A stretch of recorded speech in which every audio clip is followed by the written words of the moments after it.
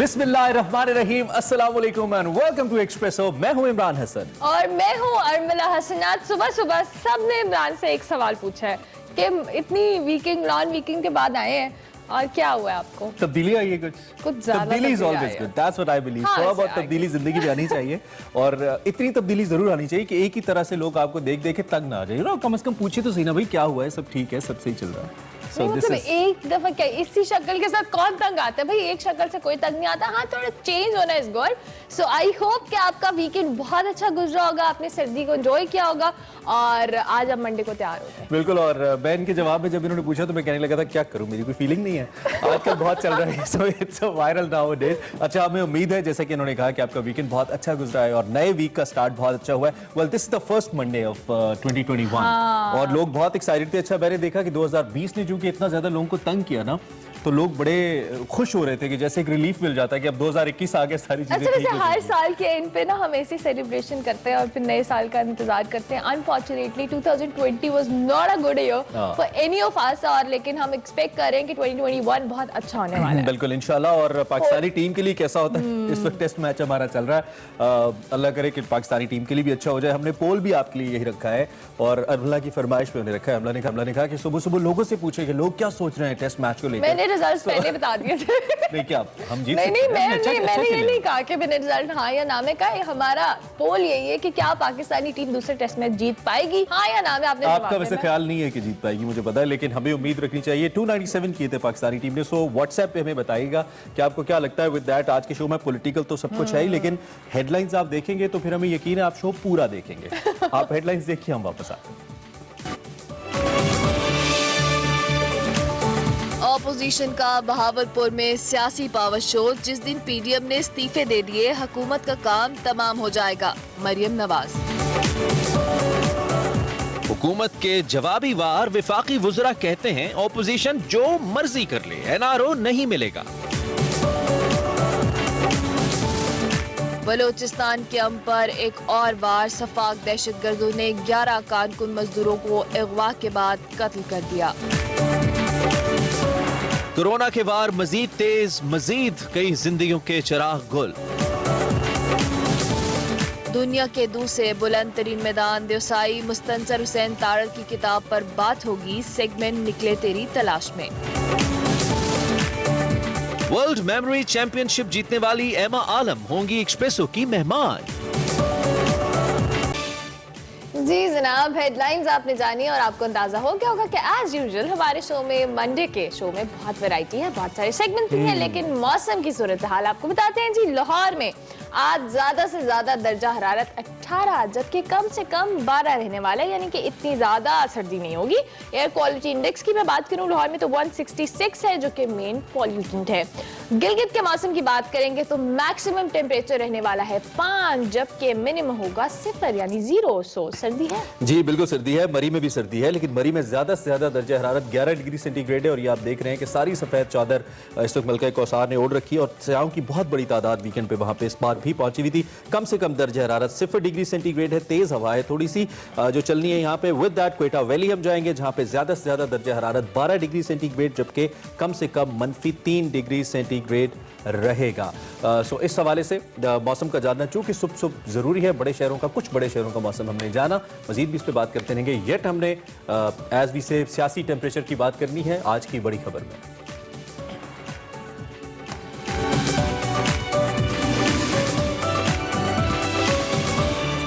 Welcome back. बिल्कुल, और बड़ी खबर और सबसे पहले सियासी खबर है और सियासी खबर में सियासी लड़ाई है। तो गवर्नमेंट और ऑपोजिशन के दरमियान बयानबाजी शिद्दत इख्तियार कर गई है, एक दूसरे पर लफ्जी तीर बरसाए जा रहे हैं। पीडीएम की तहरीक दूसरे मरहले में दाखिल हो चुकी है। ऑपोजिशन इत्तेहाद ने जनूबी पंजाब के बड़े शहर बहावलपुर में सियासी कुव्वत का मुजाहरा किया। जलसे से मौलाना फजल रहमान, मरियम नवाज और साबिक वज़ीर आज़म यूसुफ रज़ा गलानी समेत सीनियर रहनुमाओं ने खिताब भी किया। बिल्कुल, हुकूमत की मौशी पॉलिसीज, मकबूजा कश्मीर, इस्लामाबाद वाक़या और इस इसराइल से मुतल्लिक अफवाहों पर हुकूमत को आड़े हाथों लिया, कौमी इदारों को शदीद तनकीद का निशाना बनाया और एक बार फिर वजीर आज़म इमरान खान को घर भेजने का दावा कर दिया। दूसरी जानिब मौलाना फजलुर रहमान ने तहरीक इंसाफ के फॉरेन फंडिंग केस के खिलाफ 19 जनवरी को इलेक्शन कमीशन के सामने एहतजाजी मुजाहिरा और समहाउ धरना करने का भी ऐलान किया। उन्होंने कहा कि इस केस के बाद पीटीआई का हुकूमत पर रहने का कोई जवाब नहीं है। उधर बिलावल भुट्टो ने ठट्टा में प्रेस कॉन्फ्रेंस कर डाली और वजीर आज़म के इस्तीफे तक कौमी डायलॉग का जो इम्कान है उसको ही यकसर मुस्तरद कर दिया। इस सारी सूरत हाल पर हुकूमती जो अरकान है उन्होंने भी शदीद तनकीद की है और मजीद इसके हवाले से हम जो पहले तनकीद हुई इस पर बात करें। इस वक्त हमारे साथ द मोस्ट पर्टिनेंट पर्सनैलिटी जो कि इस पर बात कर सकते हैं हमारे पाकिस्तान के वजीर खारजा शाह महमूद कुरैशी साहब, जो कि सीनियर रहनुमा भी हैं तहरीक इंसाफ के, हमारे साथ मौजूद हैं। शाह साहब से जरा एक तो कल चूंकि उन्हीं के इलाके में ये पावर शो था, जरा इस हवाले से भी पूछ लेते हैं। आप खुद भी मुल्तान में मौजूद थे। शाह साहब बहुत शुक्रिया, आपने हमें वक्त दिया और हमारे साथ मौजूद हैं। Good morning as well.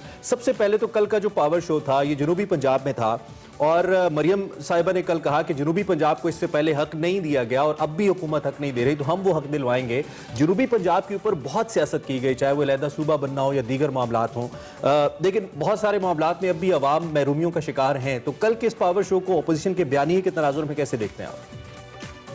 देखिए, पहले तो मैं ये कहूंगा कि कल जो बहावलपुर में था वो शो जरूर था, लेकिन उसमें मुझे पावर कहीं दिखी, उसको मैं पावर शो नहीं कहूंगा। जो वहाँ तादाद थी आप देखिए तो अक्सरियत के मदरसा के जो तलबा हैं मौजूद, दीगर जमातों की मौजूदगी भी बहुत होने के बराबर है, तो मैं इसको पावर शो नहीं कहूंगा। दूसरी बात उन्होंने फरमाया मरियम साहिबा ने कि जनूबी पंजाब को महरूम रखा गया है, तो देखने की बात यह है कि जनूबी पंजाब को महरूम किसने रखा?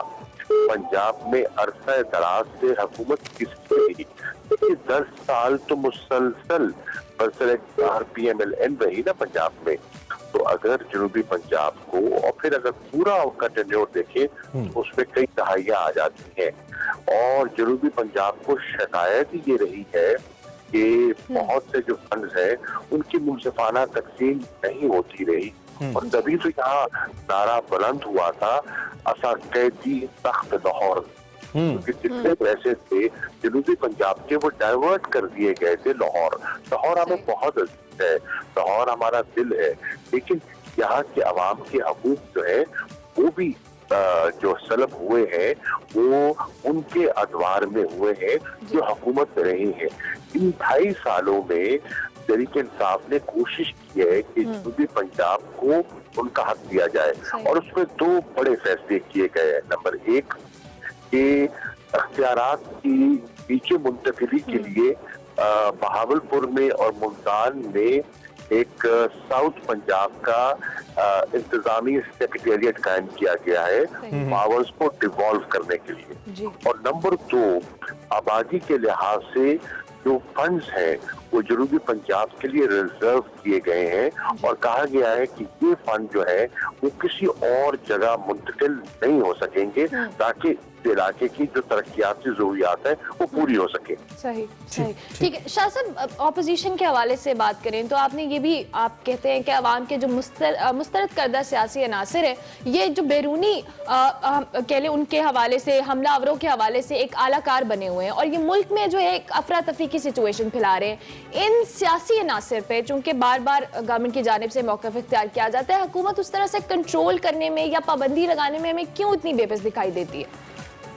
देखिए, हम क्या कह रहे हैं, हम ये अर्ज कर रहे हैं कि इस वक्त जो एक बयानिया पेश किया जा रहा है, इस बयानिए को अगर आप गौर से इसका मुताला करें और फिर देखें जो कि एक NGOs पर और फेक की वेबसाइट्स जो मुरतब की गई थी 750 के करीब, उन पर जो उनका जो बयानिया है उसमें बहुत सी चीजों में मुताबिकत है। हम ये कह रहे हैं कि जरूर अपना नुक्ता नजर पेश करें, लेकिन वो आवाज जो हिंदुस्तानी ऑर्गेनाइजेशन से, फेक NGO से, फेक वेबसाइट से उभरती है, उसमें अगर आप हाँ में हाँ मिलाएंगे तो हिंदुस्तान के मौक़िफ़ को तक़वियत मिलेगी और आप पाकिस्तान की खिदमत नहीं करेंगे, ऐसा मुनासिब नहीं है। ठीक है शाह साहब, कल जो मौलाना फजलुर रहमान ने एक स्टेटमेंट दी वो बड़ी क्रिटिकल स्टेटमेंट थी। उन्होंने कहा कि एस्टेब्लिशमेंट वाजे करे कि अगर वो हुकूमत के पीछे है तो अपनी पोजीशन वाजे करे ताकि हम अपने एहतजाज का जो रुख है उसका भी हम फिर तयन करें।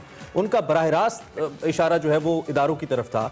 तो इस सूरत हाल को लेकर आपको नहीं लगता कि जब पाकिस्तान के अंदर दाखिली मसाइल बहुत ज़्यादा हैं, कल क्वेटा में एक वाक़या हो गया, सलामती के सरहदी मसाइल बहुत ज़्यादा हैं, उसमें अगर इंटरनल इतनी खतरनाक सूरत हाल रहेगी तो पाकिस्तान के लिए कतई तौर पर और इदारों के लिए अच्छा नहीं है। इसके लिए हुकूमत क्या कर रही है इस सारी सूरत हाल को लेकर? देखिए, यही मेरी गुजारिश थी जो मैं कर रहा था कि इस वक्त हिंदुस्तान हमारी सरहदों पर चढ़ाई किए हुए है। आप देख रहे हैं कि आए दिन वो लाइन ऑफ कंट्रोल पे सीज फायर की वायलेशन करता है। आप देख रहे हैं वो दहशतगर्दी की पुष्पनाई कर रहा है। और यके बाद दीगर आपने बलूचिस्तान में कई जो वाकयात देखे हैं। आप देख रहे हैं कि जो हमारे अर्स्टवाइल कबायली इलाके थे वहां भी जो हवा दे रहे हैं तब को वो कुव्वतें कौन सी है। जब ये हालात हो तो इन हालात में आप अपने इदारों पर जब तनकीद करते हैं तो आप हिंदुस्तान के बयानिए को तक़वियत देते हैं और उनके नुक्ते नजर के आलाकार बन जाते हैं जो कि मुनासिब नहीं है। नंबर एक। नंबर दो, देखिए इस्टेब्लिशमेंट पर तनकीद जो कर रहे हैं हजरात, उनकी जिम्मेदारी है आईन और कानून के अंदर रहते हुए अपनी जिम्मेदारियां निभाना। और मैं समझता हूँ हमेशा उन्होंने एक मुंतखब आईनी मुंतखब हुकूमत का साथ दिया है, आज नहीं हमेशा दिया है। और ये दुनिया में ऐसा होता है कि जो एस्टैब्लिशमेंट होती है वो इलेक्टेड गवर्नमेंट कावानीन और आईन के दायरे के अंदर रहते हुए उनका साथ देते हैं, क्योंकि उनका मद्देनजर रियासत पाकिस्तान है और उन्होंने रियासत के मफादात को महफूज करना होता है। सही सही। अच्छा शाह साहब, ठीक है पॉलिटिक्स की बात तो हम कर ही रहे हैं। मैंने रेफर भी किया अपने लास्ट क्वेश्चन के अंदर भी। कल बड़ा अफसोसनाक वाकया क्वेटा के हवाले से हुआ जहाँ पे 11 जो कानकन हैं उनको बड़ा बेदर्दी से कत्ल कर दिया गया। उनका ताल्लुक हज़ारा कम्युनिटी से था। इस पे कल एहतजाज भी किया गया, फिर मुज़ाकरात भी हुए, कामयाब हो गए। लेकिन ये वाकया बड़ा ही अफसोसनाक है और इससे एक बार फिर बलूचिस्तान में बिलखुसूस और पूरे मुल्क में बिलअमूम एक खौफ हिरास की लहर फैली है। तो इस पे एक तो हुकूमत ने अब तक क्या इक़दाम किए हैं कैसे वाकयात से मुस्तकबिल में बचा जा सके और बलूचिस्तान के अवाम खास तौर पर जो ऑलरेडी एहसास महरूमी की बात करते हैं उनका बदावा हो? देखिए, बिल्कुल सही आपने कहा। कल का जो वाकया है बहुत अफसोसनाक है, बहुत दर्दनाक है। जो रोजी कमा रहे हैं, मजदूरी कर रहे हैं, बेगुनाह मासूम लोगों को इस बेदर्दी से उनको वहाँ शहीद किया गया, हलाक किया गया, उसकी जितनी मजम्मत की जाए कम है।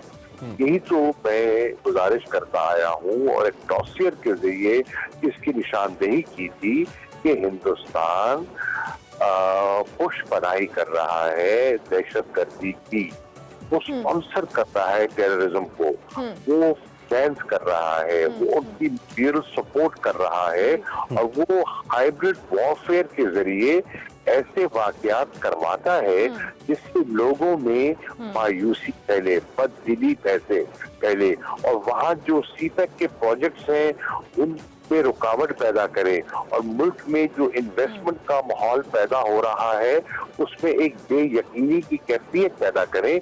ये है उनकी हाइब्रिड वॉर का एक तरीकाकार। हमें इसको समझना है।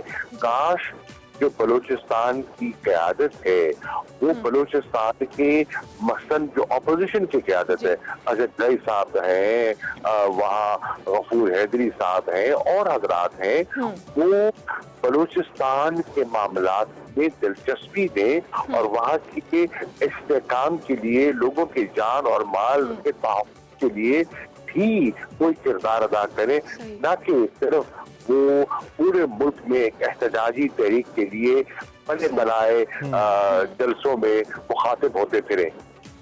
ठीक हो गया। शाह साहब, आपने भी भारतीय दहशतगर्दी की बात की। भारतीय दहशतगर्दी के डोजियर पाकिस्तान आलमी इदारों के सामने रख चुका है। इन्फोलैब की रिपोर्ट की बात की जाए जिसमें पाकिस्तान के खिलाफ जाली जो नेटवर्क है उसको बेनकाब किया गया। इस सारे हवाले से क्या पेशरफ है? क्या इंटरनेशनल सतह पर भारत के खिलाफ कोई बड़ी कार्रवाई की तवक्को की जा सकती है आने वाले वक्तों में? देखिए, पहली बात तो है कि दुनिया को आपने आगाह करना है।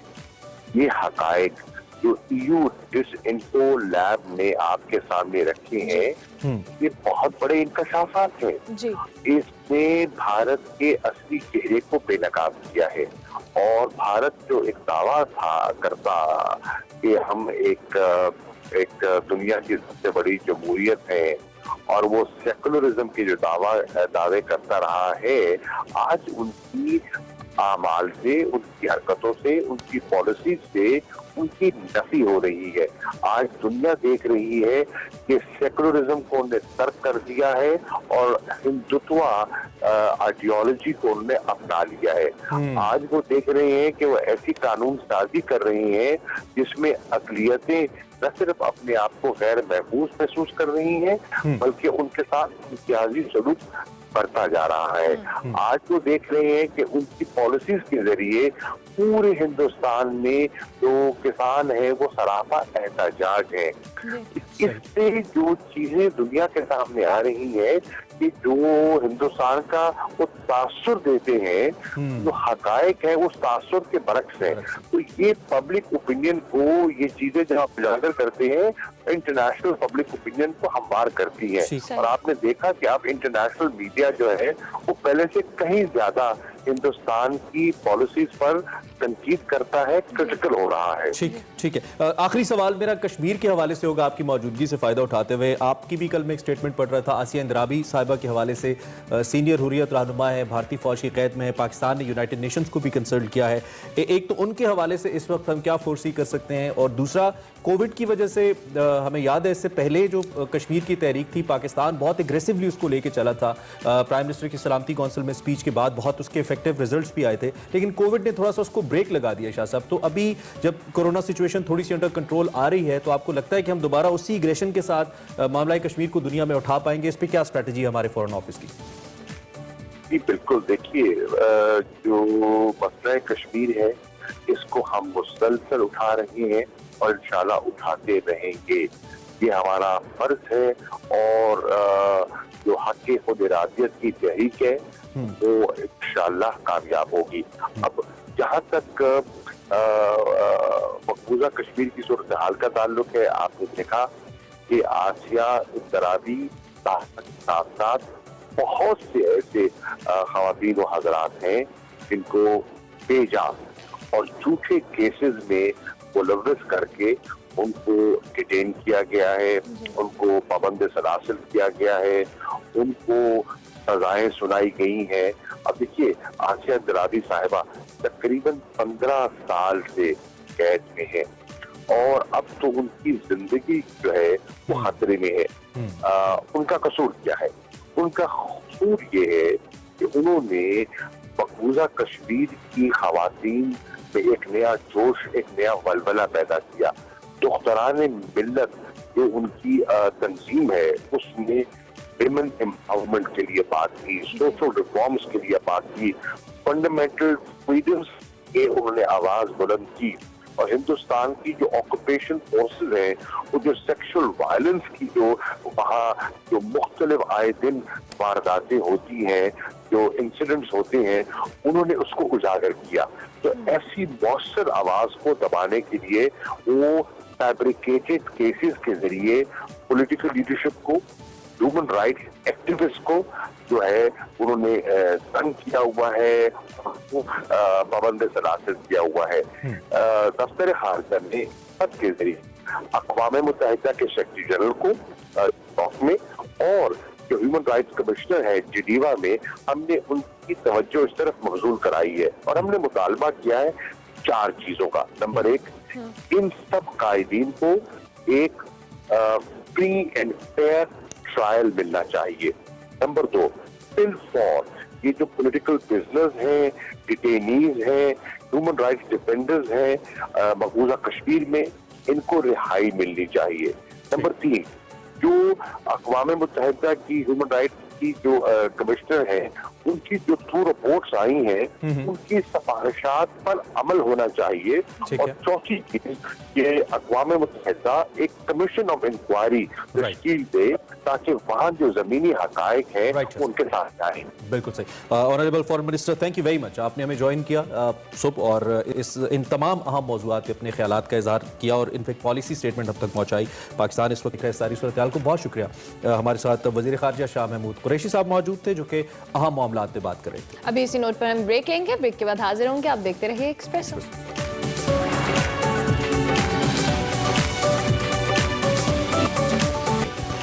Welcome back to Expresso. और प्रोग्राम में आगे बात करेंगे, बात करते रहते हैं, करते रहेंगे जब तक कोरोना वायरस मौजूद है। ताज़ा तरीन सूरत हाल आपको बताएंगे। मुल्क में चूंकि कोरोना हर दिन गुजरते के साथ मोहलिक होता जा रहा है, हमें मालूम है केसेस रोज़ बरोज़ बढ़ रहे हैं, हालात तशवीशनाक होते जा रहे हैं और ताज़ा तरीन सूरत हाल आप तक पहुँचाना बहुत ज़रूरी है। बिल्कुल, और इस वक्त की जो लेटेस्ट अपडेट्स हैं हमारे पास, मुल्क भर में कुल केसेस की तादाद की बात की जाए तो 4,86,634 केसेस रिपोर्ट हो चुके हैं और कुल अमवात की जिक्र किया जाए तो 10,311 हो चुकी हैं। और पिछले 24 घंटों में रिपोर्ट होने वाले केसेस की अगर मैं बात करूं तो 2,272 केसेस रिपोर्ट हुए हैं, जबकि 24 घंटों में कुल अमवात की बात की जाए तो 53 के करीब जो डेथ्स हैं वो सामने आई हैं।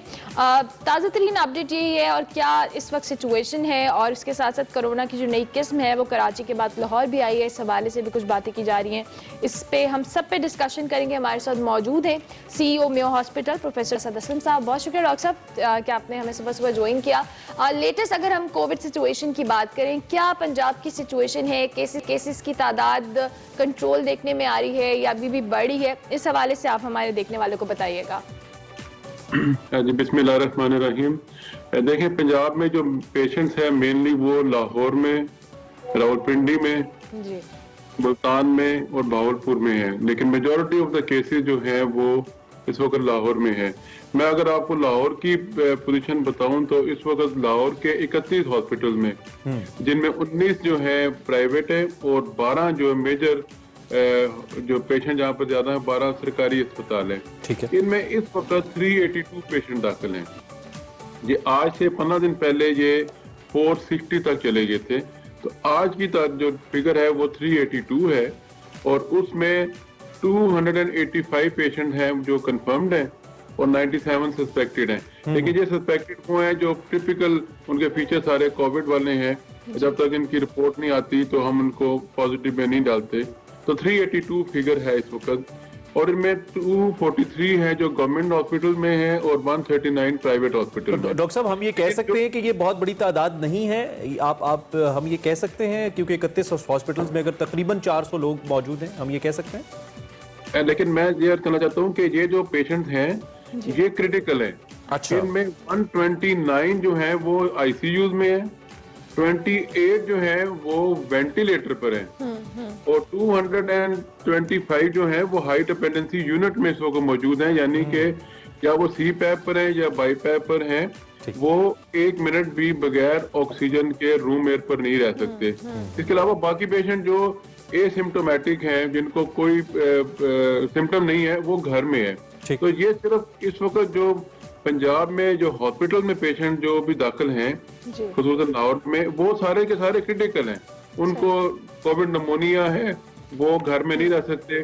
और एक अच्छा डॉक्टर साहब, इसके साथ साथ हम ये वाली जो यूके स्ट्रेन के हवाले से बात करें, जो एक वेरिएंट कहा जा रहा था कि पहले कराची में रिपोर्ट हुआ, अब ये भी कुछ जराए बता रहे हैं कि ये लाहौर में भी इसका एक केस जो है वो रिपोर्ट हुआ है। इस हवाले से कुछ अपडेट हो ताकि हमारे एक्सप्रेसो नाजरीन भी इस हवाले से अपडेट हो जाए कि ये बात सही है या नहीं। देखें, एक ही केस मैंने सुना है कराची में और एक लाहौर में रिपोर्ट हुआ है। हमारे पास बेसिकली क्वांटिटेटिव एनालिसिस तो हम कर रहे हैं, क्वालिटेटिव सिक्वेंशन इतनी अभी यहाँ पर नहीं हो रही। ठीक है। तो अभी इसका कबल अज वक्त है ये कमेंट करना है कि आया कि नई स्ट्रेन पाकिस्तान में दाखिल हो चुकी है या नहीं। लेकिन अगर नई स्ट्रेन है या नहीं है, इसके पर एसओपी पर कोई फर्क नहीं पड़ता। मैनेजमेंट पर जो पेशेंट जो हम दाखिल करते हैं उसको किसी किस्म का असर नहीं होता। तो इसलिए जो मर्जी स्ट्रेन हो, हमारे एसओपी भी वही रहेंगे, हमारी मैनेजमेंट भी वही रहेगी हाँ, अलबत्ता वैक्सीन पर असर पड़ सकता है कि वैक्सीन एक स्ट्रेन पर असर करती है। अच्छा डॉक्टर साहब, एक आपसे ये भी जानना चाहूंगा, चूंकि बहुत बड़े हॉस्पिटल को आप खुद भी देख रहे हैं, ऑब्वियसली कनेक्टेड भी हैं बाकी हॉस्पिटल्स की सिचुएशन से। इससे पहले जब सेकंड वेव का आगाज हुआ था तो हमारी एनसीओसी ने बाकायदा कहा था कि दोबारा कहीं खुदा ना खास्ता ऐसी सिचुएशन ना हो कि मरीज बढ़ जाएं, हॉस्पिटल्स और बेड्स कम पड़ जाएं। हम इस वक्त कहाँ स्टैंड करें? जितने केसेज हमें पॉजिटिव रिपोर्ट हो रहे हैं उसको देखते हुए क्या हमारे पास इंतजामात इनफ हैं कि हम हैंडल कर पाए? देखें, इस वक्त सिर्फ लाहौर में तकरीबन 3000 बेड हैं जो अवेलेबल हैं पेशेंट के लिए। उनमें 400 बेड्स हैं जो हाई डिपेंडेंसी यूनिट के हैं और 200 बेड्स हैं जिन पर वेंटिलेटर मौजूद है। जी। और इस वक्त की 1 घंटा पहले की अगर मैं आपको ऑक्यूपेंसी रेट बताऊं तो हाई डिपेंडेंसी यूनिट की ऑक्यूपेंसी रेट 29% है जी। पूरे पंजाब की, और जो वेंटिलेटर बेड की है वो 34.2% है। ठीक है। तो अल्लाह का शुक्र है कि हमें वो सिचुएशन नहीं सामना नहीं करना पड़ रहा है कि हमारे पास बेड शॉर्ट हो, लेकिन हम पूरी तरह तैयार हैं। और मैं एक और चीज बता, जब जी। पहली वेव में हमारे पास बड़े लिमिटेड से वेंटिलेटर थे, इस वक्त हमारे पास 60 से करीब वेंटिलेटर थे कोविड के लिए। इस वक्त सिर्फ लाहौर में 200 वेंटिलेटर सिर्फ एलोकेटेड है फॉर कोविड पेशेंट। अच्छा, ठीक है। ओके ठीक ओके, हो मतलब इट्स अ गुड नंबर, हम कह सकते हैं कि रिसोर्सेज हैं। सोर्सेज हैं। अच्छा, वैक्सीन के हवाले से डॉक्टर साहब क्या अपडेट्स हैं? क्योंकि वैक्सीन के बारे में कहा जा रहा है कि कुछ लोगों को वैक्सीन जिनको लगवाई भी गई है उनको भी कोविड हो रहा है। अब क्या वैक्सीन की जो कह लें फर्दर इस पे वर्किंग की जा रही है वैक्सीन के हवाले से? देखिए, पाकिस्तान में अभी जो भी वैक्सीन आई है वो ट्रायल के लिए आई है। ठीक है, ठीक है। अभी जो वैक्सीन जो अभी हुकूमत पाकिस्तान इनसे नेगोशिएशन कर रही है, और जो फवाद चौधरी साहब का भी बयान था कि उन्होंने चाइना से शायद नेगोशिएशन मुकम्मल करनी है, तो वो मोस्ट प्रोबेबली मार्च में आएगी। तो फिर हमें अवेलेबल होगी जो जिनको भी लगनी है। ठीक है, ठीक है। अच्छा, मुख्तलिफ लोगों के हवाले से हम ये भी देख रहे हैं, जैसा कि हमने जिक्र किया है, इन्होंने भी कहा कि कुछ लोग ऐसे हैं जो कि वैक्सीन के बाद भी मुतासिर हुए हैं। लेकिन हॉस्पिटल्स के हवाले से अगर मैं बात करूं तो क्या अभी तक जो लिमिटेड एक टर्न अराउंड टाइम है कोविड पेशेंट के लिए, वो अभी भी हम 14 डेज ही रख रहे हैं, या उसमें कुछ SOPs में विद द टाइम हमने तब्दीली भी की है? जिस तरह मौसम सर्द हुआ है तो हमने कहा कि शायद वायरस थोड़ा ज्यादा स्वेयर हुआ है उसको लेकर। इस हवाले से डॉक्टर साहब आम देखने वालों के लिए क्या तजवीज़ है आपके पास, आगाह कीजिएगा। हॉस्पिटल में देखें, मैंने पहले आपको अर्ज किया कि सिर्फ वो पेशेंट आ रहे हैं जो क्रिटिकल हैं, जो घर में नहीं रह सकते। ये वो पेशेंट हैं जिन्होंने 1 दिन, 2 दिन, 3 दिन, 4 दिन घर में वक्त ज़ाया किया, उनको बुखार सेटल नहीं हुआ, और जब उनके दोनों लंग नमूनिया से मुतासर हुए तो फिर उनको फौरन हॉस्पिटल लेके आया गया। तो इस वक्त इनके लिए 14 डेज मैटर नहीं करते, इनके लिए वो दिन मैटर करता है वो जिस दिन ये ठीक हो जाएंगे और हम उनको डिस्चार्ज कर देंगे। और कई लोग 1 महीना 40 दिन तक हमारे पास रहते हैं जब तक कि वो रूम पर अपने आप का सांस मेंटेन नहीं कर सकते। ठीक हो गया। अच्छा डॉक्टर साहब, हम तो पहले दिन से अपने प्लेटफॉर्म से कोशिश करें कि लोगों को अवेयरनेस दें, उनको तलकीन करें कि एहतियात करें। हमारे प्लेटफॉर्म से देखने वालों को आप क्या मैसेज देंगे?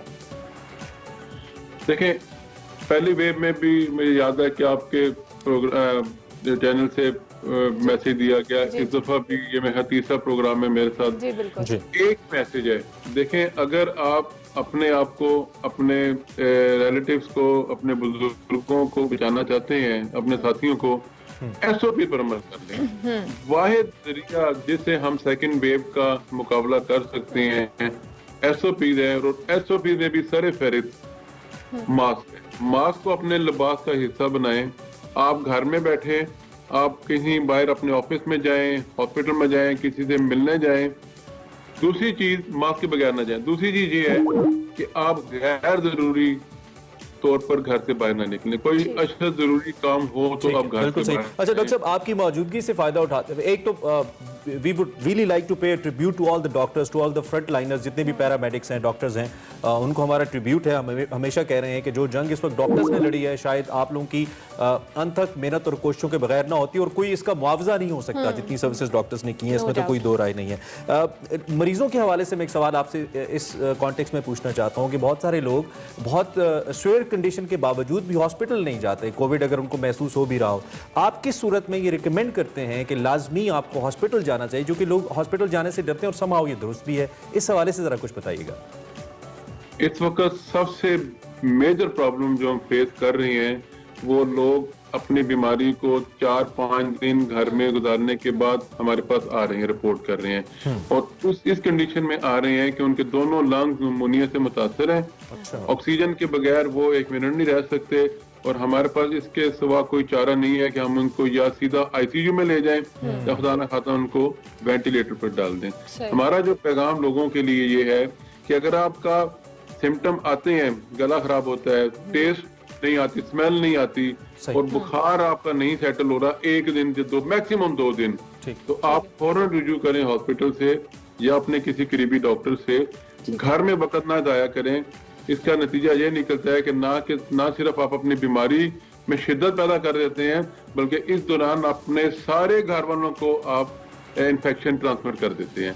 तो मैक्सिमम 1 दिन या 2 दिन अगर बुखार सेटल नहीं होता और टेस्ट नहीं आता, स्मेल नहीं आती, खांसी, फौरन हॉस्पिटल में अपने आप को मुआयना कराएं। ठीक हो गया, thank you very much doctor साहब, बहुत शुक्रिया, आप हमारे साथ मौजूद थे। आपने डॉक्टर असद असलम थे, CEO मेयो हॉस्पिटल, उन्होंने हमें कोरोना के हवाले डेट भी किया। इसके साथ साथ इमरान एक अच्छी खबर ये भी है कि कोविड की जो तशखीस के लिए किट है वो टर्की ने जो है तैयार की है, जो 10 से 15 सेकेंड में आपको कोविड का रिजल्ट बता सकती है। क्योंकि नॉर्मली जब हम टेस्टिंग के हवाले से बात करें तो एक बड़ा लंबा चौड़ा प्रोसीजर होता है, जिसकी वजह से भी पब्लिक थोड़ी रिलक्टेंट होती है कि हम जाएं या ना जाएं, इसको किस तरह से चेक करवाएं। तो टर्की में साइंसदानों ने कोरोना वायरस की जो तशखीस है उसकी किट तैयार की है, जो 10 से 15 सेकंड में वायरस की जो जिस्म में मौजूदगी है उसकी तस्दीक करती है, नैनो टेक्नोलॉजी के जरिए। और इसके हवाले से भी कहा जा रहा है कि इसके रिजल्ट्स बड़े इफेक्टिव हैं अब तक जो तजर्बा किया गया है। So this is really nice, आपको हम दिखा भी रहे हैं, साथ कोविड के हवाले से मुख्तलिफ एहतियाती तदाबीर बता भी रहे हैं। सो ये अच्छी इन्वेंशन है और विद द टाइम जो भी चीज़ें डेवलप हो रही हैं they are good, but ultimately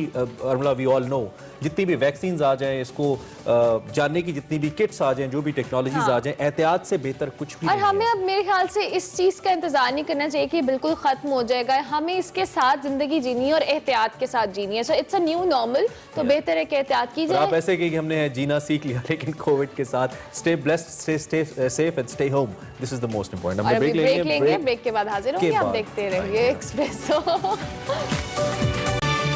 welcome back to Expresso. और अब बात करेंगे एक इम्पॉर्टेंट इशू पे, और ये इशू ये है कि तालीमी इदारों की बंदिश के हवाले से कोरोना के बायस बच्चों का तालीमी नुकसान तो हो रहा है, जिस पर वालिदैन बच्चे दोनों परेशानी का शिकार हैं। कोरोना वबा की बात की जाए तो दूसरी लहर के बाद 26 नवंबर जनवरी 2021 तक मुल्क भर के तमाम तालीमी इदारे बंद कर दिए गए थे और ये ऐलान किया गया था कि अगर कोरोना की सूरत हाल बेहतर हुई तो 11 जनवरी को दोबारा से तालीमी इदारे खोले जाएंगे।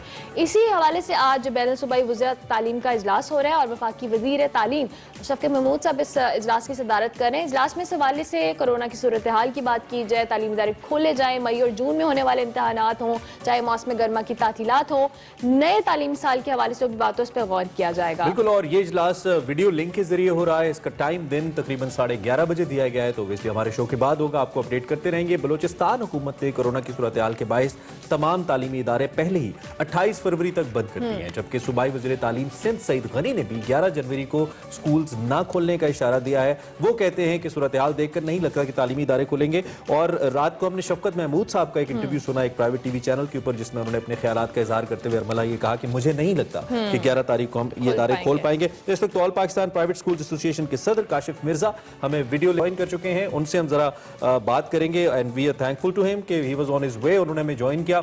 Kashif, thank you very much, आप हमारे साथ मौजूद है। एक तो शायद आप खुद भी किसी इंपॉर्टेंट इजलास के लिए जा रहे हैं, दूसरा ये कि गवर्नमेंट तो सोच रही है कि 11 तारीख को इदारे ना खोले जाएं, आप क्या सोच रहे हैं? पहले तो बहुत शुक्रिया एक्सप्रेस टीवी का कि आपने इतना इम्पोर्टेंट इशू को हाईलाइट किया। इम्पोर्टेंट ये है कि तालीम हमारी प्रायोरिटी है भी कि नहीं है।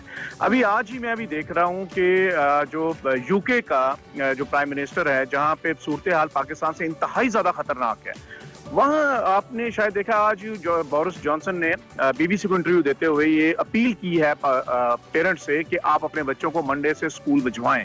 तो ये बड़ा एक अजीब सी सिचुएशन हमें दिखाई देती है कि पाकिस्तान जहाँ सूरत हाल बहुत बेहतर है और इस वक्त जो रेट चल रहा है जो कोरोना केसेस का, और हम देख रहे हैं जो डेथ रेट्स का, ये सब डिक्लाइन कर रहा है। 9.4% से इस वक्त जो है वो आप देखें 4.3% पर आ गया हुआ है। और दूसरी तरफ हम ये देख रहे हैं पूरा पाकिस्तान खुला है। आपने ये भी देखा है कि ना सिर्फ पूरा पाकिस्तान खुला है कि हमारे यही वज़रा, मशीर, उमरा, इवन अपोजिशन के तमाम बड़े कायदीन जो हैं ये बड़े धड़ल्ले के साथ लाखों की तादाद में जलसे जुलूस करा रहे हैं। ये तो खुद प्रमोटर हैं, कोरोना फैलाने के, ये सेकंड वेव आई नहीं बल्कि इन्होंने भेजी है, खुद प्रमोट किया इन्होंने। और आप पूरा पाकिस्तान खुला है, मेरा बच्चा स्कूल में सिर्फ नहीं आ सकता, तालीम की पाबंदी है, बाकी वो चाहे लेकिन देखें काशिम मिर्जा साहब, आप सही कह रहे होंगे आप अपने लिहाज से, लेकिन जो पेरेंट्स हैं वो तो कंसर्न है, क्योंकि एक बच्चे के लिए स्कूल जाना, बच्चों से इंटरेक्ट करना, बच्चे को किस हद तक रोक सकते हैं कि वो किसी साथ वाले बच्चे से ना मिले। मेरे अपने नेफ्यूज जाते थे, वहां पे कोविड के केसेस रिपोर्ट हुए। पेरेंट्स कब तक इस चीज का एहतियात करेंगे और एट द एंड वो रिलक्टेंट होंगे कि वो अपने बच्चों को स्कूल ना भेजें। अच्छा, ये बड़ी आपने इंपॉर्टेंट बात की है। इसमें दो में जो मेन पॉइंट्स हैं। The first one, 87% according to the Gallup survey parents जो ये कह रहे हैं कि तालीमी इदारे खोले जाएं, हमारे बच्चे तालीम से दूर हो गए हैं, बर्बाद हो रहे हैं।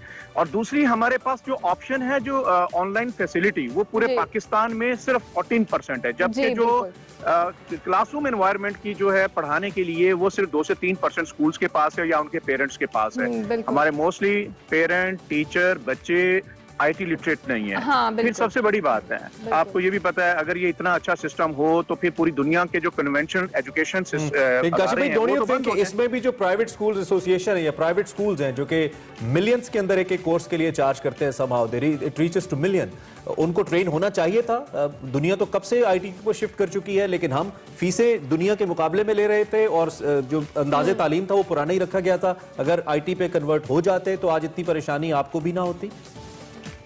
अच्छा, पहले मैं थोड़ा सा इस हवाले से ये आपसे गोशुगुजार जरूर करूंगा कि इस वक्त पूरे पाकिस्तान में 2,07,000 स्कूल हैं, जिनमें से जिनका फीस ब्रैकेट 2,000 रुपया पर मंथ से नीचे है 85% है। 13% वो स्कूल हैं जिनका फीस ब्रैकेट 2,000 से लेके 5,000 है, तो 98% तो उस ब्रैकेट में आते नहीं। यस, 1 to 2% वो स्कूल हैं जो खासे पैसे चार्ज करते हैं, जिस तरह आप वो एलीट तबका है और ये ऑनलाइन फैसिलिटी उनके पास है, वो कर रहे हैं। लेकिन मैं आपसे एक गुजारिश ये करूंगा, इस वक्त 10,000 से ज्यादा हमारे तालीमी इदारे पिछले 10 से 12 मंथ जो तालीमी इदारे बंद हुए हैं, बंद हो चुके हुए हैं। मजीद अगर ये एक्सटेंड करते हैं और इनके कोई सेकंड ऑप्शन नहीं देते, तो मैं आपको एक बात ये बता रहा हूँ कि 20 से 25,000 स्कूल बंद होंगे। 1.5 करोड़ बच्चा हमारा पहले जो पढ़ रहा था इन प्राइवेट स्कूल में, वो जब ये 2 माह के लिए स्कूल खुले उसमें वो वापस नहीं आया। 7 लाख टीचर मेरा वापस नहीं आया। और सबसे खतरनाक बात, अच्छा, एक काशिफ साहब, एक चीज समझ मुझे नहीं आती, थोड़ा सा समझा दीजिए अगर आप कर पाएं कि अगर आप जिस तरह की आपकी हुकूमत की बात होती है ना, हुकूमत तो लॉजिकली NCOC के फैसलों के मुताबिक या कोविड केसेस के मुताबिक बात करती है, जो हमें भी नजर आते हैं कि हाँ ये हो रहा है। आप जो बात करते हैं उससे कहीं ना कहीं हमें ऐसा लगता है कि गवर्नमेंट की कोई आपके साथ मुखालफत है, आपकी एसोसिएशन के साथ या स्कूल्स के साथ ये गवर्नमेंट नहीं चाहती। तो ये तासुर आप क्यों दे रहे हैं? इसकी बेसिक क्या वजह है जिसकी वजह से आपको लगता है कि गवर्नमेंट आपको फैसिलिटेट नहीं कर रही, दो कि आपके मुताबिक आप सर्विसेज भी अच्छी दे रहे हैं?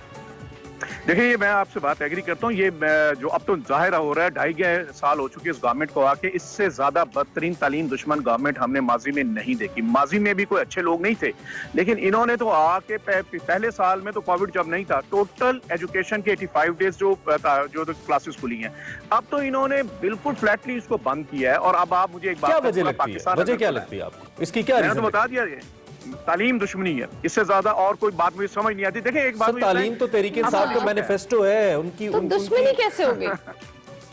मैनिफेस्टो होना इलेक्शन जीतने के लिए, जैसे कि सिंगल नेशनल करिकुलम का एक ड्रामा ये चला रहे हैं और इस आड़ में सितंबर तक हमारा सेशन खींच के ले जाना चाहते हैं। हाँ। जबकि आपको पता है कि मार्केट में बुक्स ही नहीं है।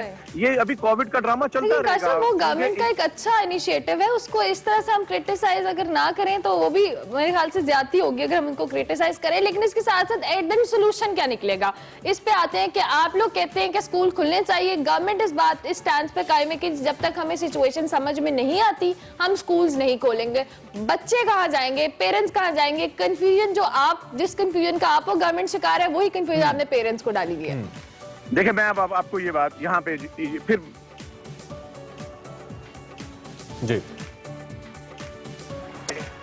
ठीक है, इनके साथ वीडियो लिंक जो हमारे साथ हैं, अगर दोबारा लिंक हो जाए तो हम इस बात का जवाब लेंगे। लेकिन जैसा कि शफकत महमूद साहब की बल्कि स्टेटमेंट अखबार भी मुझे नजर आ गई, उन्होंने कहा जी 11 जनवरी तक स्कूल्स खोलना मुश्किल है। बात फिर वही है, मैं इस सिचुएशन पे क्लियर नहीं हो पाया कि एक हुकूमत तालीम दुश्मनी क्यों करेगी, लेकिन दूसरी जानिब अगर प्राइवेट स्कूल्स एसोसिएशन के कंसर्न की बात करें, if it is a valid concern, since I am not a parent, लेकिन जो लोग पेरेंट्स हैं, जैसा कि आपने रेफरेंस दिया, बिल्कुल उनके वो concerns बहुत हैं अच्छा। definitely। इमरान, अगर ये 87% वो लोग कह रहे हैं ना गैलिप सर्वे के हवाले के, जो विलिंग है कि उनके बच्चे स्कूल जाए, तो वो वाली परसेंटेज भी है जिनके पेरेंट्स विलिंग नहीं है कि हमारे बच्चे स्कूल जाए। केसेस अगर रिपोर्ट हो रहे हैं, आप एक छोटे प्ले ग्रुप या केजी के बच्चे को कैसे कहेंगे कि वो अपने साथ वाले बच्चे से इंटरेक्ट ना करे, वो क्लासरूम में बैठा हुआ है। अगर आप ऑल्टरनेट डेज पे भी बच्चों को बुला रहे हैं, स्टिल वहां पर लोग बच्चे आ रहे हैं, टीचर्स आ रहे हैं, मतलब आप किस हद तक रोक सकते हैं? इसमें इनका ये कमेंट इसीलिए यहाँ पे थोड़ी सिचुएशन डिफ्यूज हो जाती है इनकी बात सुन के, कि यहाँ पे बच्चों का मामला वल्नरेबल है। Exactly। छोटे बच्चे हैं जो चीजों को नहीं समझते। आपने अगर रेफरेंस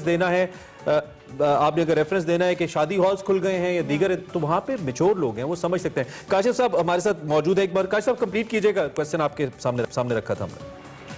जी, उसमें गुजारिश ये है कि इस वक्त देखें शादी हॉल और बाकी जो जगह है वहाँ पे मेरा बच्चा जा रहा है, महफूज होना तो मैं तब तू ना, जो बच्चा घर से बाहर नहीं निकल रहा, वो मॉल वालिदैन में के है, साथ वो हर जा रहा जगह है ना काशिफ साहब? सॉरी, आप दोबारा फरमाइएगा, क्या कहा? वालिदैन के साथ जा रहा है ना वहां पे, वो उसकी हिफाजत कर सकते हैं। स्कूल में तो बच्चा, एक टीचर है, 30 40 50 बच्चे हैं, मुश्किल है। अच्छा काशिफ साहब, मेरे ख्याल से इस वक्त रह रहे हैं तो उनका सर राब्ता बाबा मुनक़ते हो रहा है, लेकिन इस कंफ्यूजन में पेरेंट्स भी हैं और हम सब भी हैं कि जी आखिर ये रिजल्ट क्या आएगा। प्राइवेट स्कूल फेडरेशन कहती है जी हमने स्कूल नहीं खोलने, पर government is at the best position. Government को फैसला ही करना चाहिए, गवर्नमेंट ही करे तो बेहतर है, क्योंकि गवर्नमेंट सिचुएशन को बेहतर समझती है। हमने ब्रेक लेनी है, ब्रेक के बाद वापस आते हैं और कुछ मजीद मौज़ूआत आपके साथ। शहर लाहौर में बैठे हैं, लाहौर के मसाइल को डिस्कस करना भी बहुत ज़रूरी है। जहां हम खूबसूरती और अच्छे मौसम की बात करते हैं, वहीं पे इस वक्त अगर लाहौर की बात करें तो कचरा कुंडी में तब्दील नज़र आता है। शहर के बेशतर इलाकों में जगह जगह हमें कचरे के ढेर नज़र आते हैं। इंतज़ामिया लाहौर को ज़ीरो वेस्ट करने का दावा तो कर रही थी, ताहम अभी तक हम अगर शहर की कई अहम शाहराहों की बात करें तो वहाँ से न सिर्फ अभी तक कूड़ा करकट नहीं उठाया जा सका, बल्कि रिहायशी इलाकों में गंदगी, बदबू और ताफुन से शहरी परेशान है। सांस लेना महाल हो चुका है, माहौलियाती मसाइल पैदा हो चुके हैं और आलूदगी से कोविड के बावजूद सांस की तकालीफ, जल्दी अमराज और जहनी दबाव जैसे मसाइल में भी मुसलसल इजाफा हो रहा है।